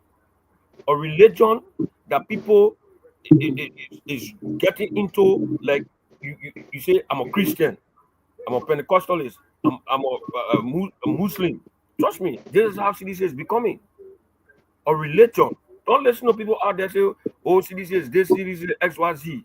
Trust me, we are building a religion, a family religion. This is why you ask about the chapters. You and myself know, very well that we are reaching out. Just imagine we have left the United States, and now we have extended our tentacles as far as Europe, talking to the leadership there. We're talking to the leadership in Canada. We are talking to the leadership in Australia. The other day, Susan from Australia, she called me, and I talked to her because I spoke with her earlier on. We are trying to establish the diaspora coalition of seditions, where we all will come under one umbrella and we'll have activities. You come to America, I go to Australia, I go to Europe, you go to this, we all go somewhere. It's the same thing with the chapter tournament that we are talking about right now. We're going to put the chapter together, and we're going to go to one state. We have this chapter tournament so that we can put our people together and we all be in unity. You understand me? So there's no if and end about it. We're going to build this thing, and the next administration that will come, the elected administration, will have all of this on their plate, all the plans. They will execute them, because we are paving the way for a smooth and easy administration. So that when you come, all these things, all these ideas are already being built for you to follow. It's on the book. Thank you. Like now, we are starting to reach out to our partisans in diaspora to chip in, even a father you get. The next time we come on the show, we'll post the cash out number. It will be all on the social media. Even a father you get, you get, you're gonna lose $1. You send it. We're gonna send it to our people in Liberia. We got partisans in Liberia, like we said, like the old man in Liberia. Like some of them, they're there, they want to go to school. The party cannot afford now to send them to school. So while we are here, we'll do it through the leadership in Liberia. Say, look, we have generated 5,000, and this 5,000 is for businesses, to give it to business people who want to sell coal water and coal. Okay, we have generated 3,000. This 3,000 is for you to pay school fees. You understand me? You know very well the other day we start to collect non-perishable goods, food stuff. We were doing it the other day. You understand me? So these are some of the things we want to continue doing for our people. For us on the side, God bless us. On the side, we can afford. But in order to put our people together, for them to know that yes, indeed, the party is there for them. You know what I mean? We need to do all of these things. And let me use this time to call on our partisan here. If you see this information coming out there, at least chip in. I trust my CDC. The other day we just do stronger than Mago Mago thing. We able to we raised almost $3,000 to $4,000. You know that? We just do something until Kweko, so let's see what we can do. And we raised almost $4,000. So I'm calling on the partisan now for us to be able to help our other partisan brothers and sisters in Liberia. If you see our information coming out there, we're reaching out to you, even as far as $10 you get, you give it to us. We're not going to eat it yet. For us, we can afford. We're going to do it through the leadership in Liberia, through Honorable Changako. Say, look, Chief, we're sending you this $5,000. I think give it to the needed, especially those who want to sell. There are 2, 3 persons you want to share it to. You give it to them, let them start a business. These are some of the things that are on our plate. But we're going to Thank you. unite the CDC-USA, and we're going to take the CDC-USA out of the USA. We're going to extend it outside to the diaspora. We're going to name it CDC Diaspora Collaboration or something. We're going to give you a nomenclature for everyone else to follow. We're all going to Thank, be under one umbrella. That's thank you our so dream, very and that's kindly. our focus for now. Thank you. Thank you. Let's go to Dr. Gay Kamara. She was giving her own thought on this issue before she went back. Welcome back. Let's hear from you. So every layer just back up. We won't be able to how Prince, you breaking in. oh, okay, okay, or freaking Okay, I think it's better now. Yeah. I just go. So, like I said, we want to be able to empower the youth in Liberia. We want to give them a platform where they can speak on matters pertaining to themselves. Like the chairman Josh said that he had talked to some of them. He gave them the listening ears. Some of them told him that, oh, they need to go back to school. Some of them want to be able to start up a small business. How can we empower them? We can empower them by giving them a little startup. Startup may not be a real business from here. It can be something from here, or it can be cash monetary values from here that we all can put together, send down there to the youth, give them something so that they can start doing something for themselves to be able to have, to be able to be a little financially secure. And he has said it all that we want to unify the team. We don't want to be a CDC USA by herself. We want to be a CDC inclusive CDC, diasporan CDC. So by so doing, we want to include other diasporans here, CDC Australia, CDC Netherlands, CDC uh, London, or Europe, CDC Europe itself. We want to be together because when you come to look at it, at the end of the day, we are one family. And if we are going to go to election and win, like I said, 2029, we need to come together. We need to unify. We need to recalibrate. We need to assess our post election to know our weaknesses and our strength. We need to come together as one body to be strong that when we go into election 2029, we will go intentionally, not to be defeated, but to win. I hope that answered the question because I kind of Yeah, missed sure. I will just come a back. I little will just come back to you, and then we will get to our brother who have joined us, Honorable Boniface Kuli. We will join him immediately after this question with you. Or somebody will say a political institution. Your concern should be about politics. Your concern should be about seeing how best you can keep the government feet to the fire. Where is it you want to include into your agenda? Helping maybe some of the most vulnerable people amongst you. Why don't you just forget about that and focus on the politics, the everyday politics, like people will issue press release and the rest like that as an interim team. Why you want to focus on helping people? Why the CDC USA want to get involved into that and not just, the normal politics? Dr. Gay, why?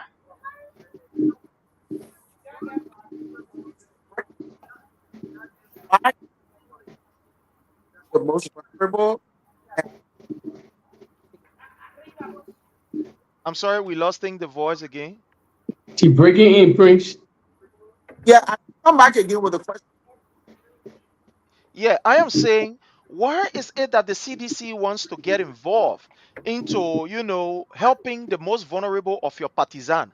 Why not just focus on, maybe one would say, the normal politics thing, issue press releases, condemn the government, talk about, the ills, and why you want to just act like a humanitarian organization instead of, one would say, quote unquote, a political institution? Why you want to identify people, help them? Do you have that capacity? Can you sustain this, or you are just bluffing? Let's hear from you.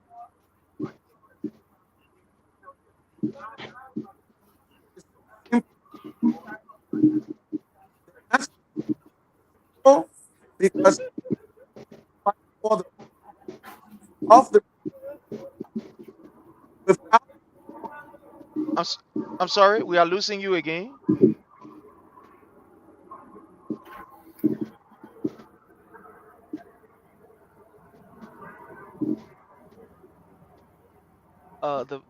The voice gone completely. I don't know, but the Prince, voice. can I come in small when she not online? If she not talking, can I come in small? okay. So can you all hear me? Yeah, you are Yeah. great now. Yeah, you are Mm-hmm. great Okay, I'm now. sorry. I apologize for that technology breakdown. So it is simple as I was saying, CDC is for the people, of the people. Without the people, there will be no CDC. Remember, the standard bearer of CDC had always been for the people, even before the CDC was founded. He has been for the people, and he looked out for everyone.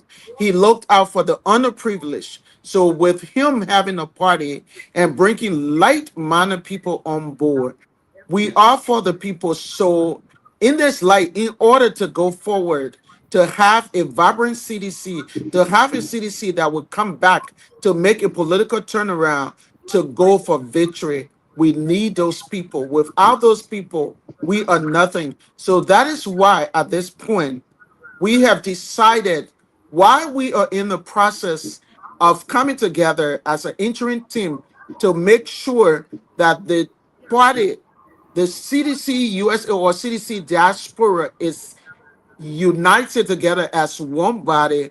We want to make sure we look back to support those people, to help those underprivileged women, men, and children, the youth, and even the common marketeers.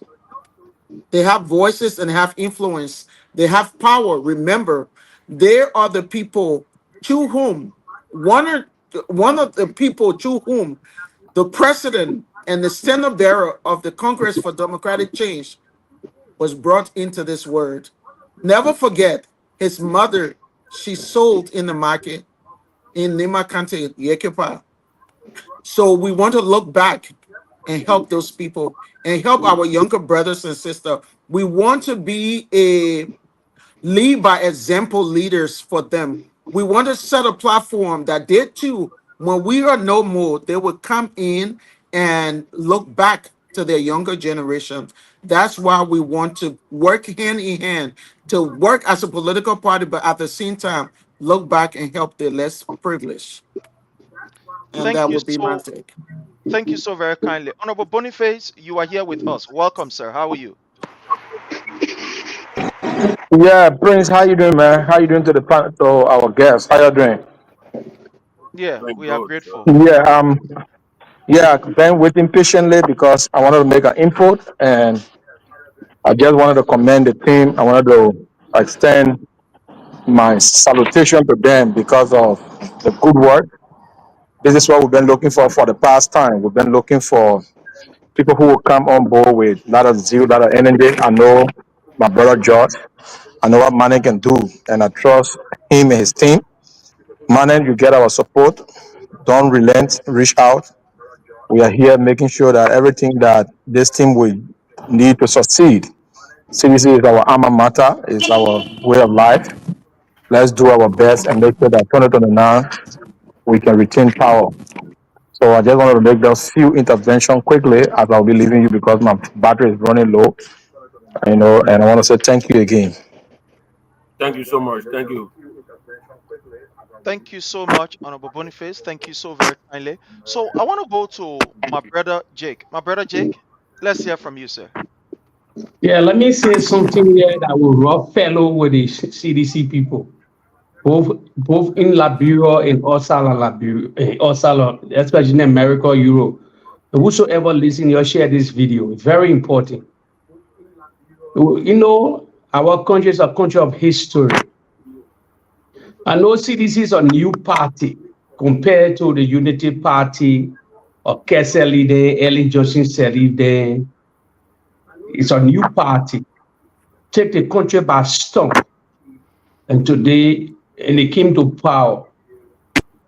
When they came to power, we all know the posture and the nature of the former president. He's a peaceful guy. But the man that I know him long time, personally. He got a radical side. But it surprises me that the radical side cannot come also anymore. If you know a football time, all these things, then he was denied the Ballon d'Or, the second Ballon d'Or, because somebody said a racist thing, a Portuguese said a racist thing to him, and he had bought that person. And today, you can still remember that story. FIFA suspended him and denied him. He's a radical, he has a radical side. But when he came to the presidency, he changed everything. And the Unity Party, let me say here today, the CDC that watching this video, we know the record. Unity Party is a party of violence, total violence, in our DNA, down to the Ellen Johnson Sirleaf, all of them, the Boaka, those are governed that place. You saw it displaying in Liberia. It's a party of violence. It was not the posture or the common, it was not because of George Weah. Calm and cool person. Today, we're going to experience another heavy crisis in our country. Because the Unity Party, because of power, they wanted to destroy the whole country. And everybody know it. But I would blame all these things I would blame the late Prince Johnson, all of them, that stole the election in Nima County today. It's a party of violence. Let me break things down with this. Let me say something here. The CPP, I hear Janga Code, the form other than saying in Liberia, they say they will never protest at the 2029. I said it here before. I will break it down on a radio station in Monrovia. I will still say there will be nothing they call 2029. I know how it will be played. This 2029, it will either make Liberia or break Liberia. I know where I'm coming from. CDC got to be radical smooth too. The president need to change the posture. You can still remember when Boyka said, if they don't win the election, the country will finish. A lot of time who are ruling the country, George Manen Weah were ruling the country with all his security apparatus. They made crack down. They did a lot of things in that country today. They came to power through violence. They came to power through real violence. They have everybody on that team, that propaganda team. But see, CDC running, broke all the rule of law in the country. Nobody can stand up to protest down to the president. You can still remember the CPP, the ANC, all of them. Therefore, 16 billion lies, debunked lies that Henry Kosa then spread. Yeah, we can remember the petition the former president to come to the executive mansion to step down. They hijacked that nation. June 7 protest, the massive protest hijacked that nation. And the president never broke no rule of law. It was just a lies about 16 billion missing money. It was debunked. by the American certain group in America was debunked, was also propaganda and lies. The $25 million mopping, all was lies. Building condominium, so lies upon lies. Then we see the real lies. We see the real breaking of the rule of law. They burn our Capitol building. Burger damage the Supreme Court. He interfere in every places. But everybody sitting aside and watching it. They intimidating everybody in the country. No freedom of press. So CDC, I will caution you all today. I will caution you. You got to put on your radical jacket. The country for everybody. For everybody. They're ruling the country now. They should keep the peace of that country. They should keep the peace. I'm serious. They should keep the peace. So what they're doing now, they're protesting, they're trying to lead in America. Mr. Chairman, whosoever interim chairman, begging you put every egg in that basket to bring all the numbers. And you have to take your protest to the world, you have to take your protest to the American embassy and say it on the show. We want a piece of that country, but the way they're proceeding, breaking all the rule of law, you take your protest to the White House or the Congress. You can remember the Yesini, all these people. 7 months of Georgia presidency, they hijacked that whole country with protests today. The Darius Dillon, all the day, the Mo Ali, all the day, the hierarchy that rule in our country today. So if the CDC want to come to power, if they want to come to power to challenge everybody, they need to put on a radical jacket. If the country, they need to put on a radical jacket, that calm posture, that calm peacefulness is not existing anymore in this world. Common example, you saw what happened in America. The Donald Trump, a whole Republican contingent, they became radical too when they prosecuted Donald Trump, and today they came back to power. So I'm asking the CDC in America, you get big voice, all the rule of law, your catalog, every video, everything, and present your petition to the world, they will listen to you, or else you will not come to power 2029. That's how I have to say. Thank you. Let's hear from our brother Frank. My brother Frank, let's hear from you. Thank you so much for this. There was a greater question you asked, and I think that Elizabeth answered that question, and I just want to detail on it a little bit as it relates to the political party CDC. You said one thing, you asked the question, you said, why are you guys so involved in the Liberian people issues, as I would say? Why are you guys so involved in the youth, right? Unlike the current ruling party at that time when they were in oppositions, what they basically said, or what they usually said was, it was never their place to do anything for the Liberian people for each time they talk. All they said was, we are there to put the government on fire, for the government to do for the people. We are not there to do anything for the people. You see, that's one thing I recommend, and I love this political party called CDC.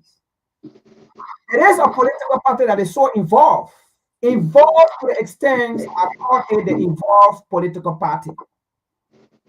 It is a political party, whether in rulership or out of rulership, that is still have concern and love for its people.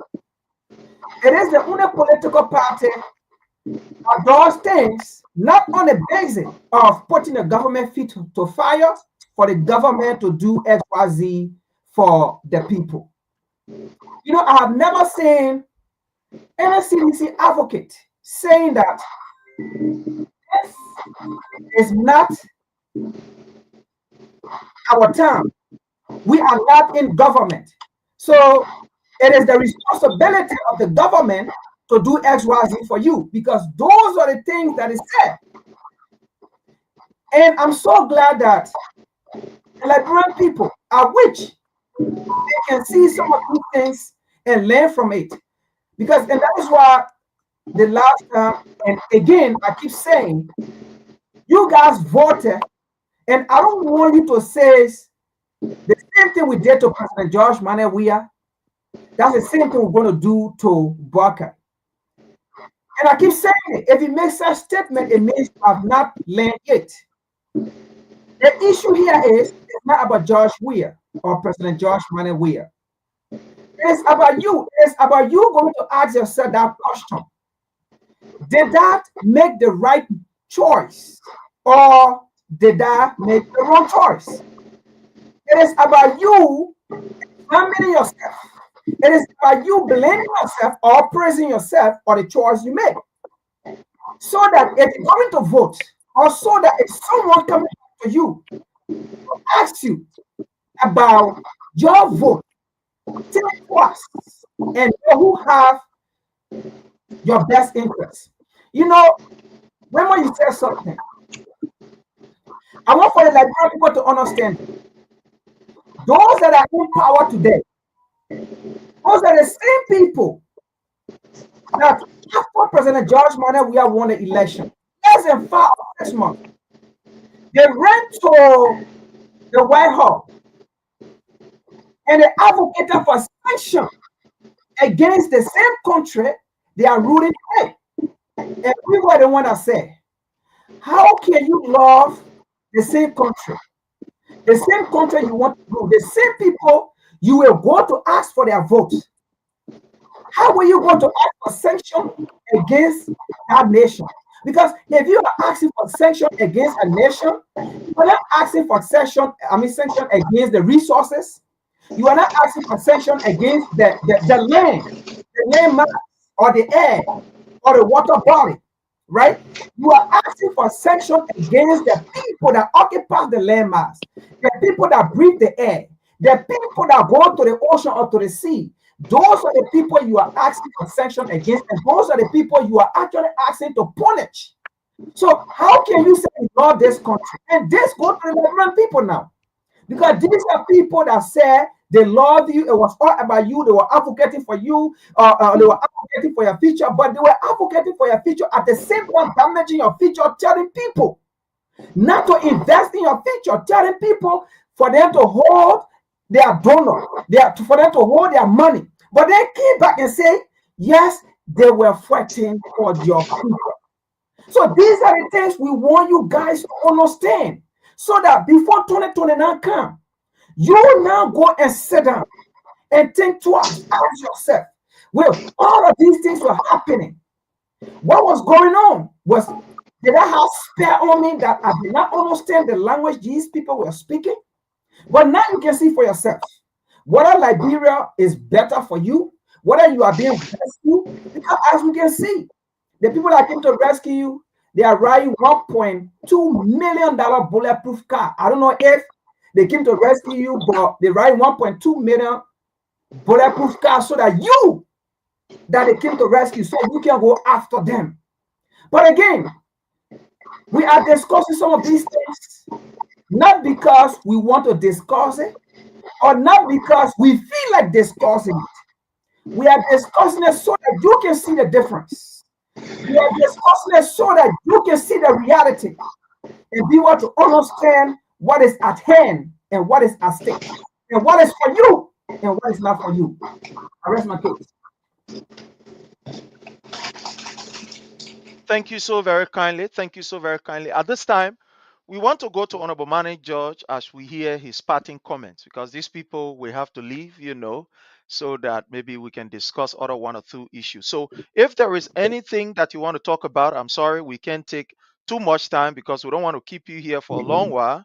But let's hear from you, Honorable Manager George, as we get to your parting comment. You can just sum it up on whatever you want to talk about. Use the next 2-3 minutes and we hear from you. Just unmute yourself, please.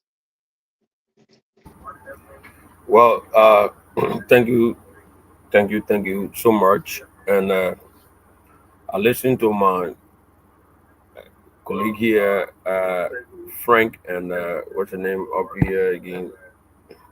I listened to you guys, but again, let me start with Wilmot. He spoke highly of the CDC not taking some radical approach. Mm-hmm. Okay, and you rightly put it that our political leader and standard bearer of the CDC is a peaceful man. But don't take that for granted. Not because he's a peaceful man, you think you can override him. You also stated that he has his own uh, radical side, Mm-hmm. and so everything that is being done by this government is being documented. And the former president, in presence of His Excellency Dr. George Manawea, is of no exception in the term of knowing what is happening. He's aware. He knows everything that is happening. If you monitor him the other day, he said everything this government is doing is wrong, taking people out of job, and the abuse of the rule of law. He's aware. This is why you see Mm-hmm.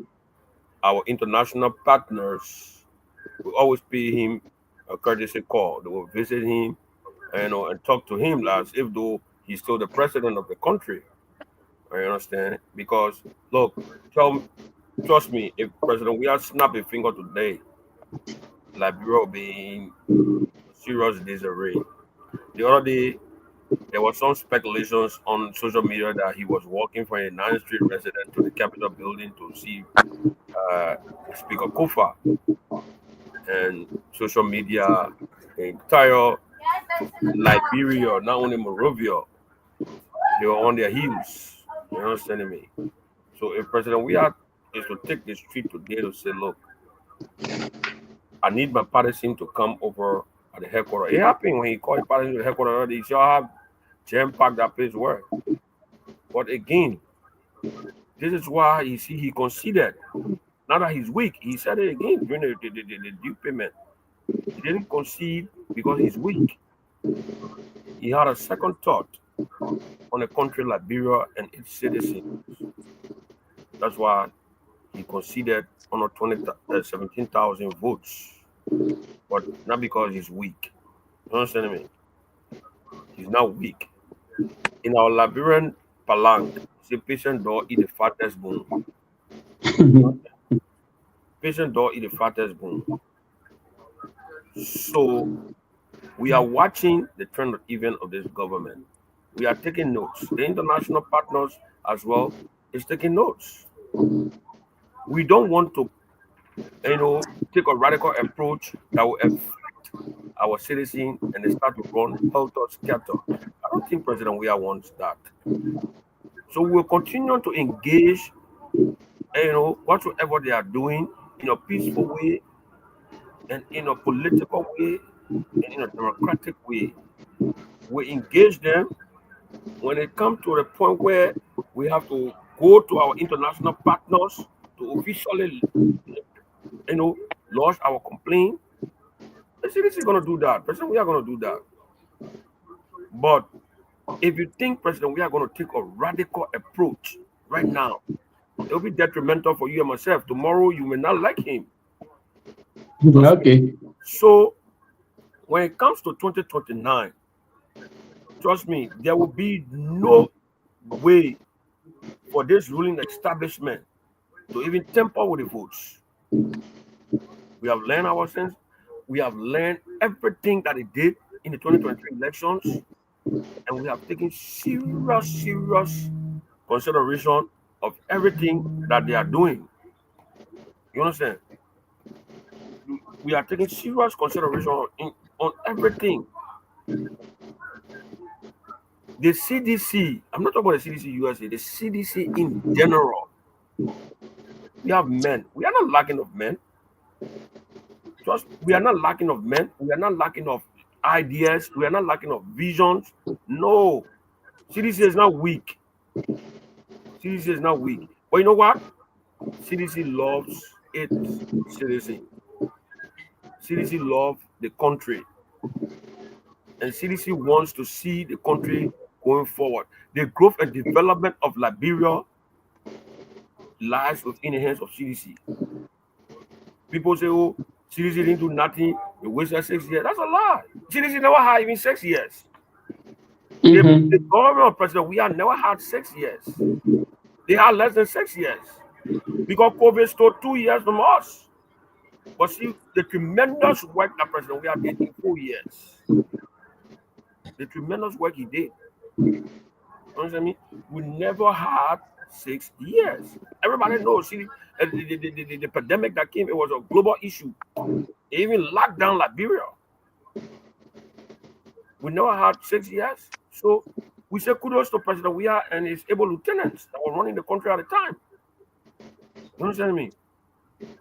But again, I will say this to you, my brother woman. CDC is now weak.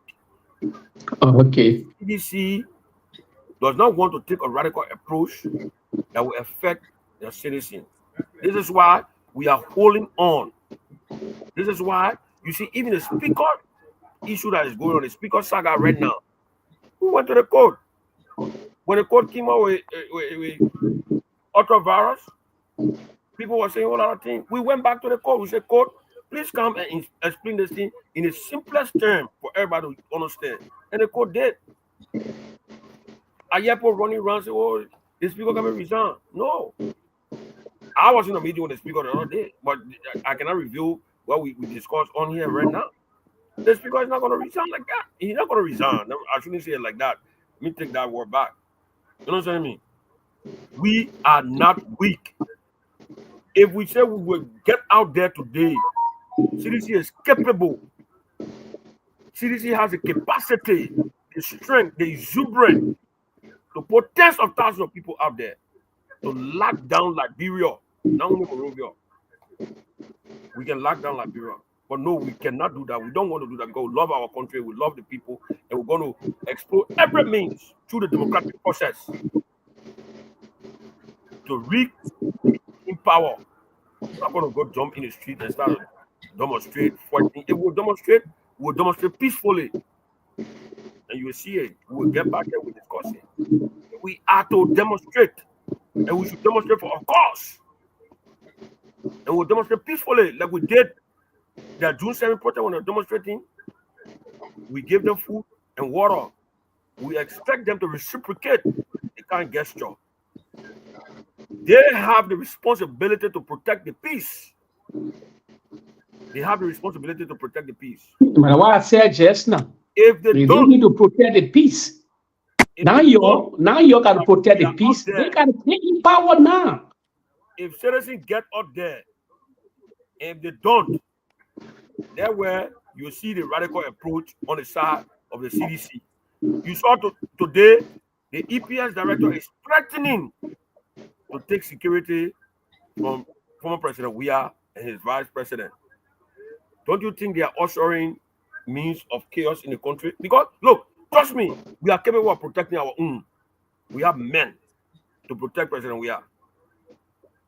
And if we say we'll put men to protect President Weah, the next thing you know, they will start to be going around to provoke. And if you push the men to the wall in our Labren Palang, you pass through the wall. If they do that, then you will see a radical approach. But for now, we will not take no radical approach. We will continue to engage the process peacefully. We will continue to use the court process. We will continue to inform our international partners. We are not going to take radical approach until it is necessary. But for now, it is not necessary to take any kind of radical approach. Let them come and push us to the wall. Like the EPS director, he said he's going to withdraw the EPS security from President Weah. We agree. Because if you withdraw them, we're going to protect our own. And in the process of protecting our own, you will want to come and carry on your security routine. And in that process, when things happen, you see the radical approach. Okay, let me ask you, we are quick. A same gay, listen. It's not constitutionally you have to protect the former president all around the world. Let me ask a question to you. You say you will protect your own. A same gay, they ruling the country, finally decide to take all security details for the president. How will you protect the president? Will you protect the president with all guns? So, we don't have to use gun to protect our president. If that is the issue of gun you're talking about, we don't have to use gun to protect the president. And only if it is necessary that gun is to be used, people can register their gun. You heard the other day that the president said you should register your gun. So our security going to register their gun and protect our own. You can protect the president with a private security, who the private security and security that have their arm register. We can protect our own. And it's Sam Gay Thank, going for the well that he's EPS director and under the constitution, he's responsible and under obligation to protect the former president. And you take it, we protect the president. And let me thank just you. close on this to to the issue of Frank. He said, and Prince also said, want to serve as a humanitarian organization. Yes, we every political organization somehow, some way, technically is a humanitarian organization. Because once you deal with the people, all right, you owe it to the people. Mm. You owe it to the people somehow, some way.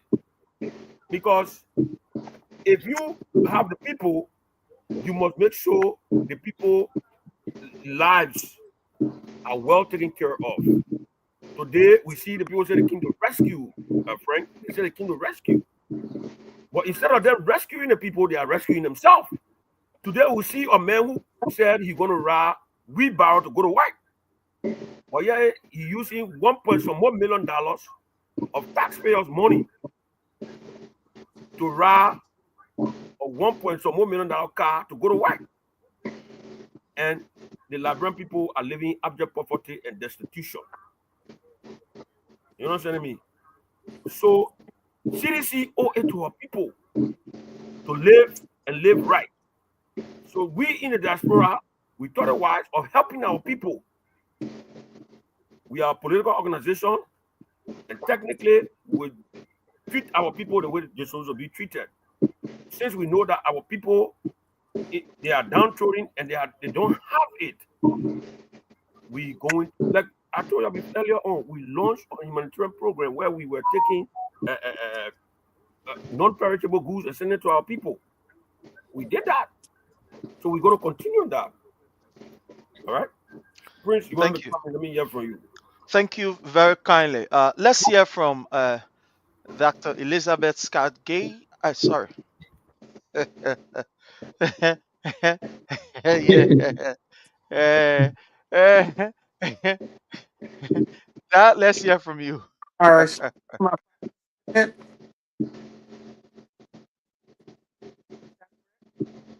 I'm sorry, we're losing you again. We're using the voice again.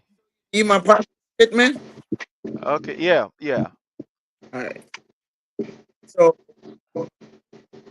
like,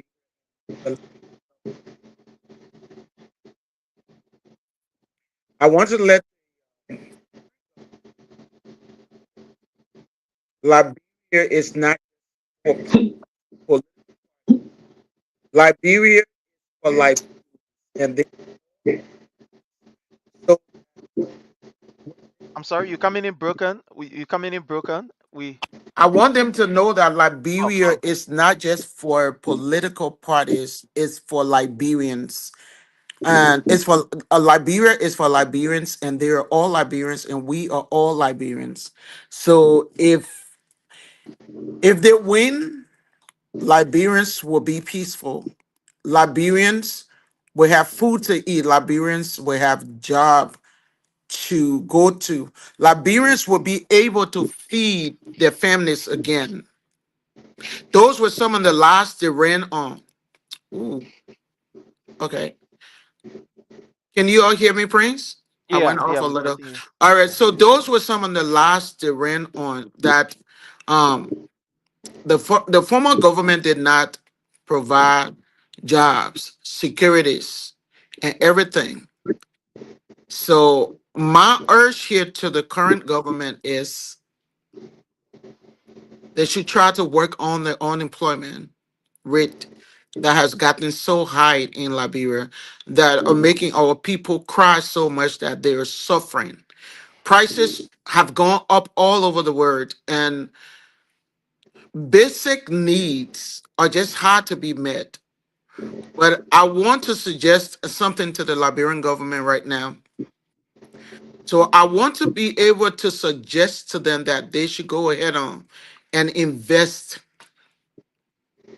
In order to bring jobs, they should invest in infrastructure projects. Okay. Infrastructure projects, why it works. Why does infrastructure projects work? Infrastructure projects work because by constructing maintenance of roads, okay, bridges, schools, waters, system, that would generate immediate jobs for Yes. people Yes. to be Mm-hmm. able to go to work Yes. and get paid, be it minimum or whatever dollars, they will be able to get some money to be able to feed their family at least so they can get at least two-course meal a day. Another thing, how would they Mm-hmm. launch it? They can launch that infrastructure projects through the Ministry of Public Works. That's the government agency that is responsible for those projects. I want to recommend that they support agriculture and agro processing, those agro farming. I didn't do agriculture, but agro farming and agriculture will bring jobs to the people because agriculture is the larger employer within a nation. If we can look back to Burkina Faso, what did Ibrahim Traore say? He said, I will take my people back to the farm. I will open university with technology so that they can either go back to the labs to the farm to make farm and to be able to produce what they eat. If you produce what you eat, you are healthy because you know what is going to go into your stomach. Why does it work? Agriculture often it is the largest employer. It improves productivity and it will bring value chains that will contribute or create more jobs again. And I want to leave this last. Let them encourage intensive manufacturing. What do I mean by intensive manufacturing? See, textiles, clothes making. We've been making clothes in Liberia too long. You see those country clubs, those gowns that you can wear, prints that all of us can wear. Hmm. Yeah. Furnitures, furnitures. When we watch these movies, we see those chairs, upholsterers, cloths. That's textiles. Furnitures, the woods that that are in the forest. We can manufacture those woods, those planks and things, and we can make our own furnitures in Liberia and and even export them. We watch Nigerians' furnitures and we say, "Oh wow, it's beautiful." How? But it's made right there. We can make that in Liberia. It would create how would it work? Right? How would it work? It would create special economic zones with tax breaks for people when they make those furnitures. They will pay taxes to the government. It will give the government tax breaks. So let the government, they're being in power for a year and a half. This is their second year. They can deal with some of those things that are local. We do not have to wait for handouts. We do not have to get fundings. We do not have to say, oh, you say it's gone, we cannot survive. Of course we can survive. We can survive through the three aspects of infrastructures and front way to generate revenues in that country that I just listed. So that when they do those things and our people back home can get their basic needs, we will all be happy. Liberia will be happy, and we will go forward. And again, the chairman just touched it. CDC is not weak.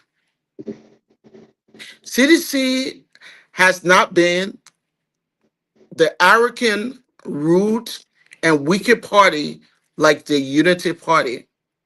We believe in human rights because we said The government for the people, by the people, and of the people. If you kill the people, who you ruling? If you beat the people, if the people have no freedom, if the people cannot speak their mind, then that is not democracy. So with the current government and its president, Honorable Ambassador Joseph Yuma, President Joseph Yuma Boakai, being in government for all those years, he should understand democracy by now. He should know the rule of law, and he should know that there is something called freedom of speech. Let the people speak freely. Let Liberians move about freely. Let them be able to live. They have the right to live, and they have the right to speak, and the right to provide, and the right to reproduce. If you take them out before, the the population will go down. So again, I want to thank you all for your listening ears. And I want to thank our panel for listening and coming in to be able to contribute to this wonderful dialogue tonight. I thank you all. Thank Thank you you. so very Thank kindly. you. Thank you so very kindly. Let's hear from our brother Frank as he gave us his parting comments. My brother Frank, let's hear from you, sir. Thank you so much. Thank you so much, Dr. Elizabeth. I know you said some things, when it comes to, I mean, you are giving suggestion, to the president, what to do. But the truth of the matter here is that president did not come for development. That president did not come for fulfillment of what they spoke about. It baffled me so much that the same road that President George Manawia was building around the place, and they themselves criticized that road we will eat, in my Liberian voice, that road we will eat, that road the people will eat. It baffled me today to the extent that they seen government. They do not have no agenda, no developmental agenda, but they are now posting those same road that was funded by President George Manawia.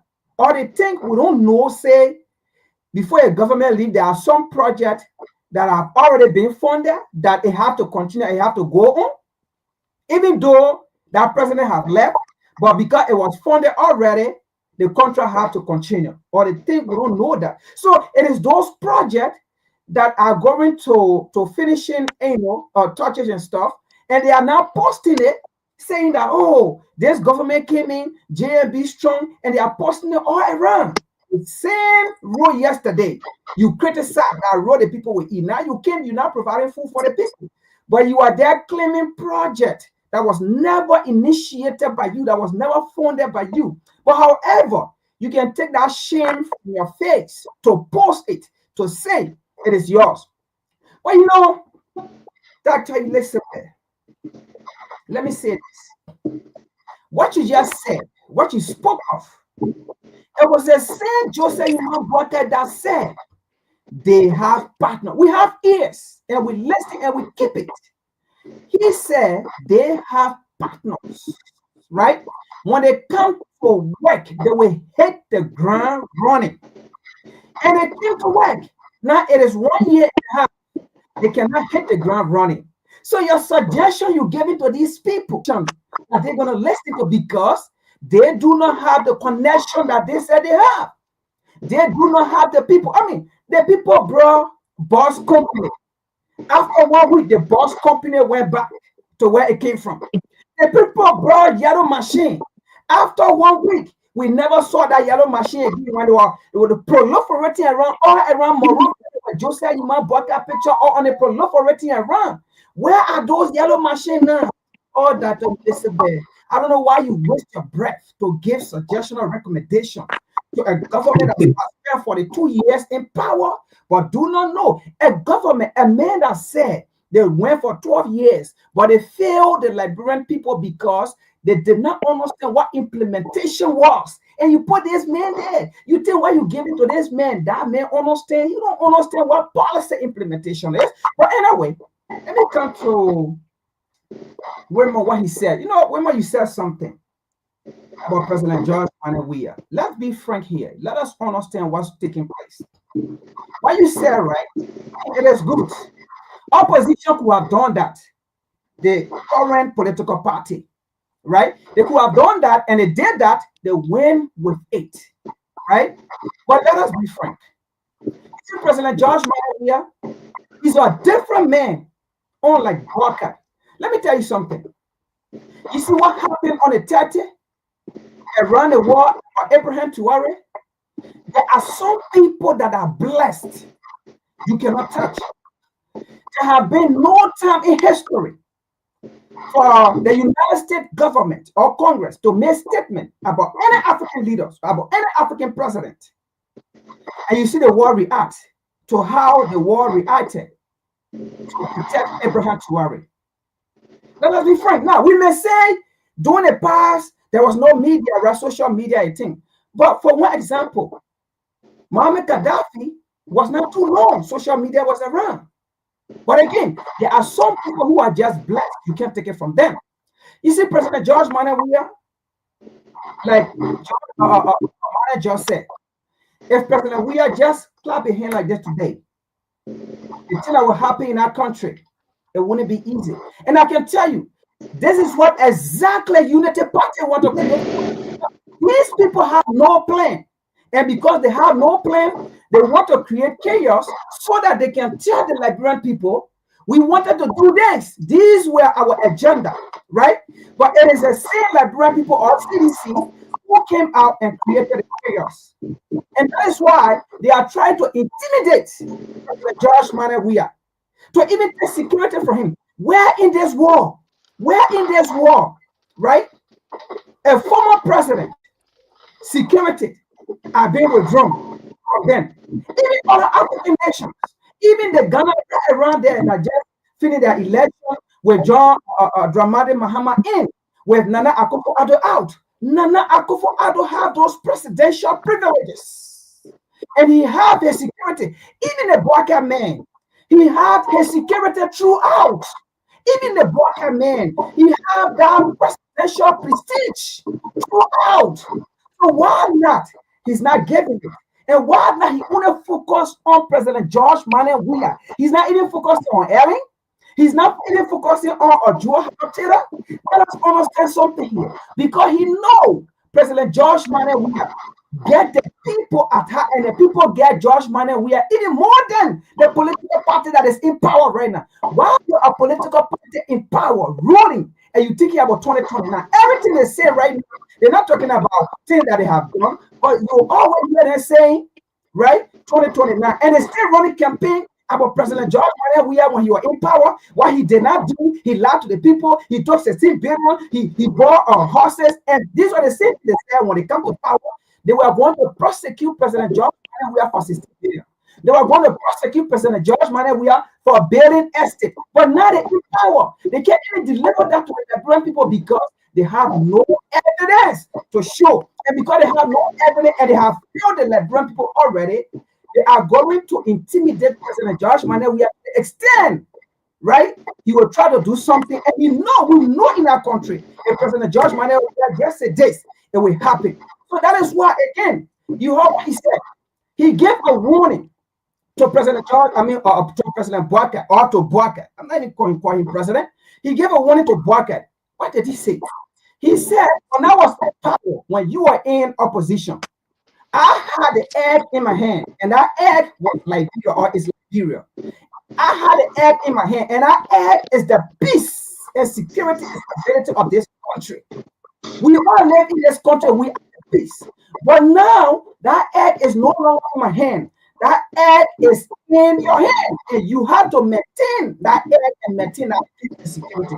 Let me say this to you and to everybody that are watching and listening to us here. President George Weah is very, very calculative, and that is why he was one of the best struggles in the world. He did not just shoot because he saw the goalpost he wanted to shoot. He made sure before he shoot, he made sure there was a goal. And he made sure because he wanted to celebrate, he scored to celebrate and for his team to celebrate. He has already made his statement. Let us be wise and be vigilant, right? Let us be wise and be vigilant. He's already made his statement. He's calculated. 2029, what you saying that you have to come out, what you saying that you have to speak out, let the net just open the avenue for campaign time, for the presidential campaign. And that's the time you're going to see President George Manneh Weah come out, because he does not have the egg in his head again. And that's the time you're going to see him putting his revolutionary mandate or cap on his head, because he does not have the peace in his hand. I just want to let you know, right? If all CDC can protest, can do things, let us be wise. This is not a time for President George Manneh Weah, because we will be giving the opportunity and the edge to the people, because that is what we want to see to start now. We have to be calculated. But I rest my case. Thank you so much. Let's hear from our brother Wilmon, and then I'll close off from here. My brother Prince, Wilmon, let's hear from you. Yes, sir. let me say something. Let me say something to the CDC people there. And why I say, I'm not sedition, I'm a fan of the president. All that thing the same Frank they saying. Let me tell you something. I was in Liberia, Frank. You went to Liberia before me. I come from Liberia. I will say on the platform that they share this video. If the president were here, they ain't here. The former president. Listen, we're on we're at the crossroad of that country.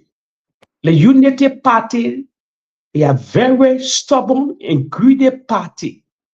Let me say this to you. Let me say this to you. I will caution the CDC, the hierarchy of the CDC. Let me break something down for you first before I go to George Weah.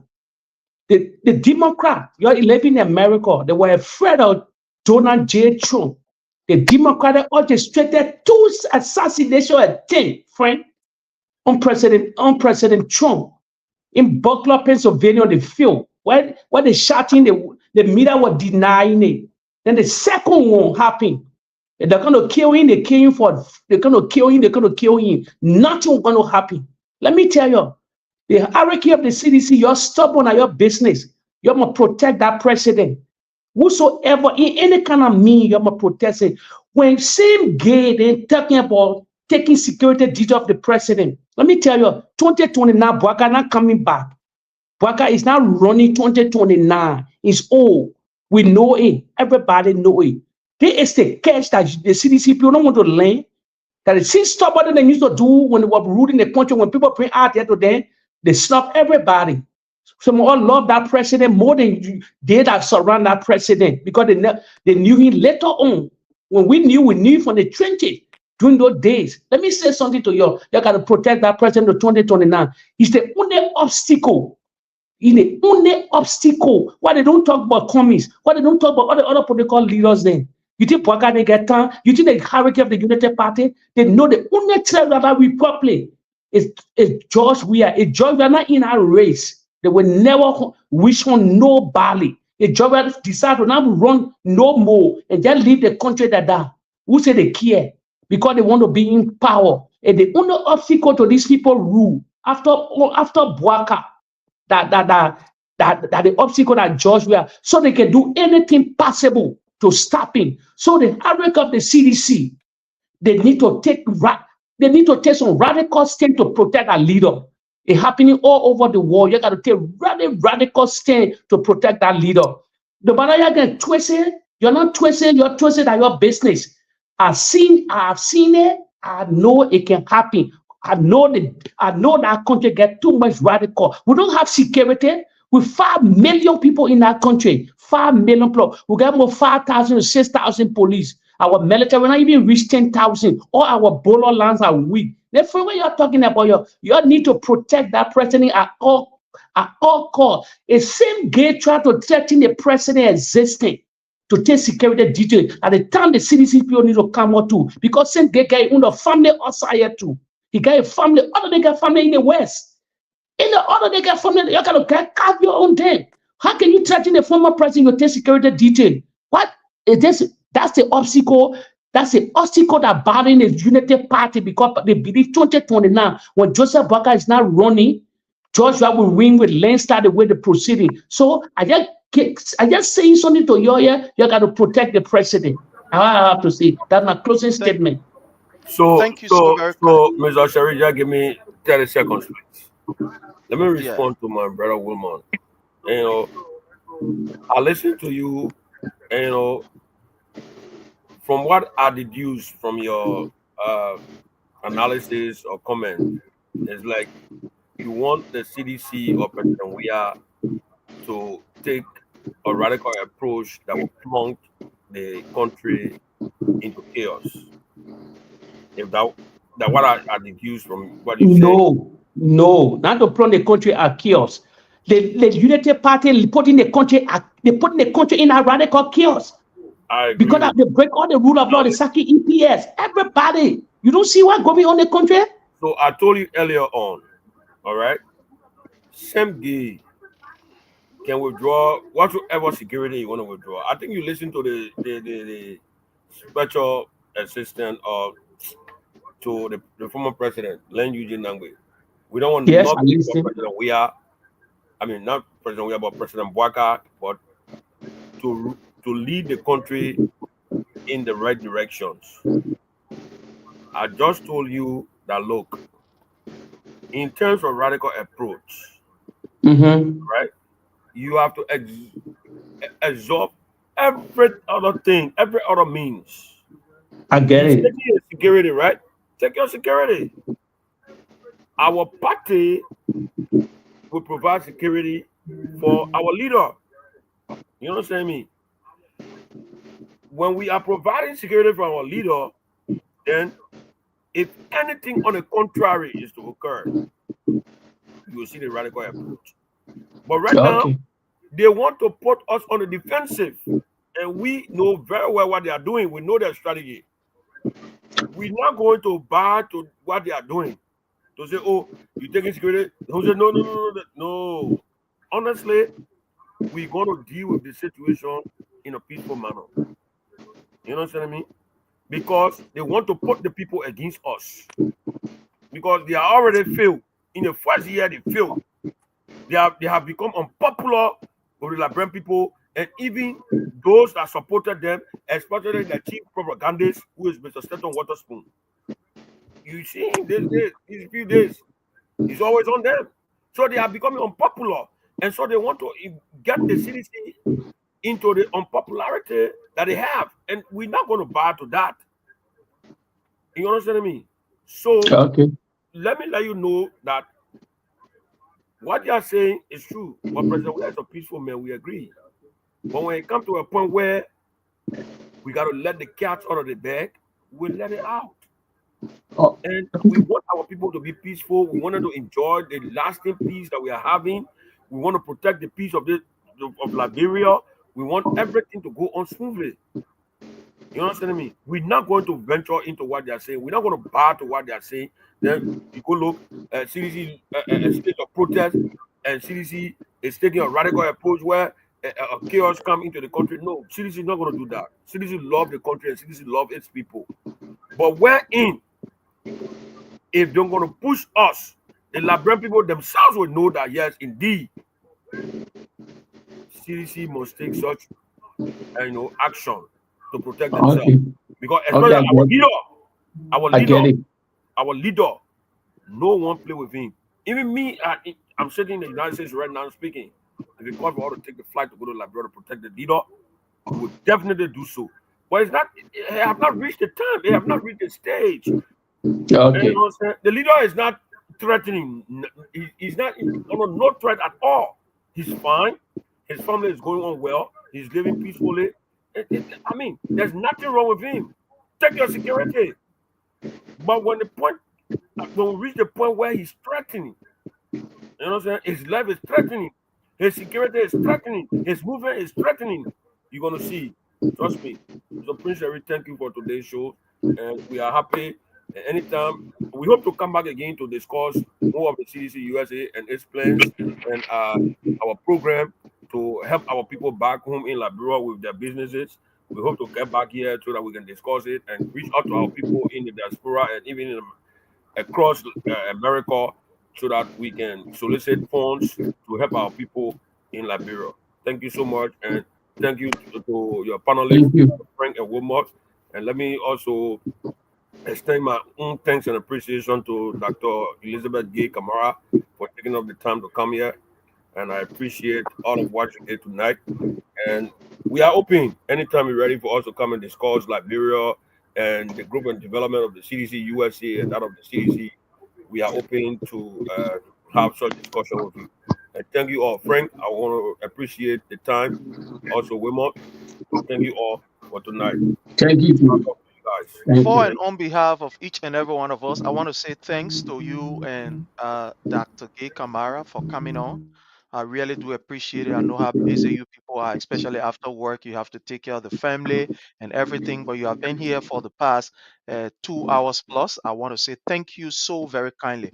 We hope and pray that we can have another time with the entire team to strictly, have this conversation. But again, I want to say thank you and have yourself a God bless day. Bye from our end. Bye bye. Thanks, everyone. Good night. Good night.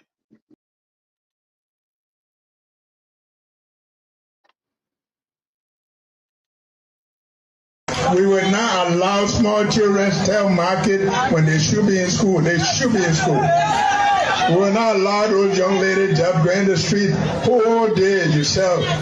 The money you make can't even buy rice. We can't do it. We want to put dignity on our people. And that's why we're here. That's the mission we have. And I can assure you, if you check your calendar, it's exactly 4 months from today. Today is the 10th, right? When is the election? You start checking. 4 months to the date. After 4 months, you will see a new Liberia coming up. You will see a Liberia that will give you hope. You will see a Liberia where corruption will be a thing of the past.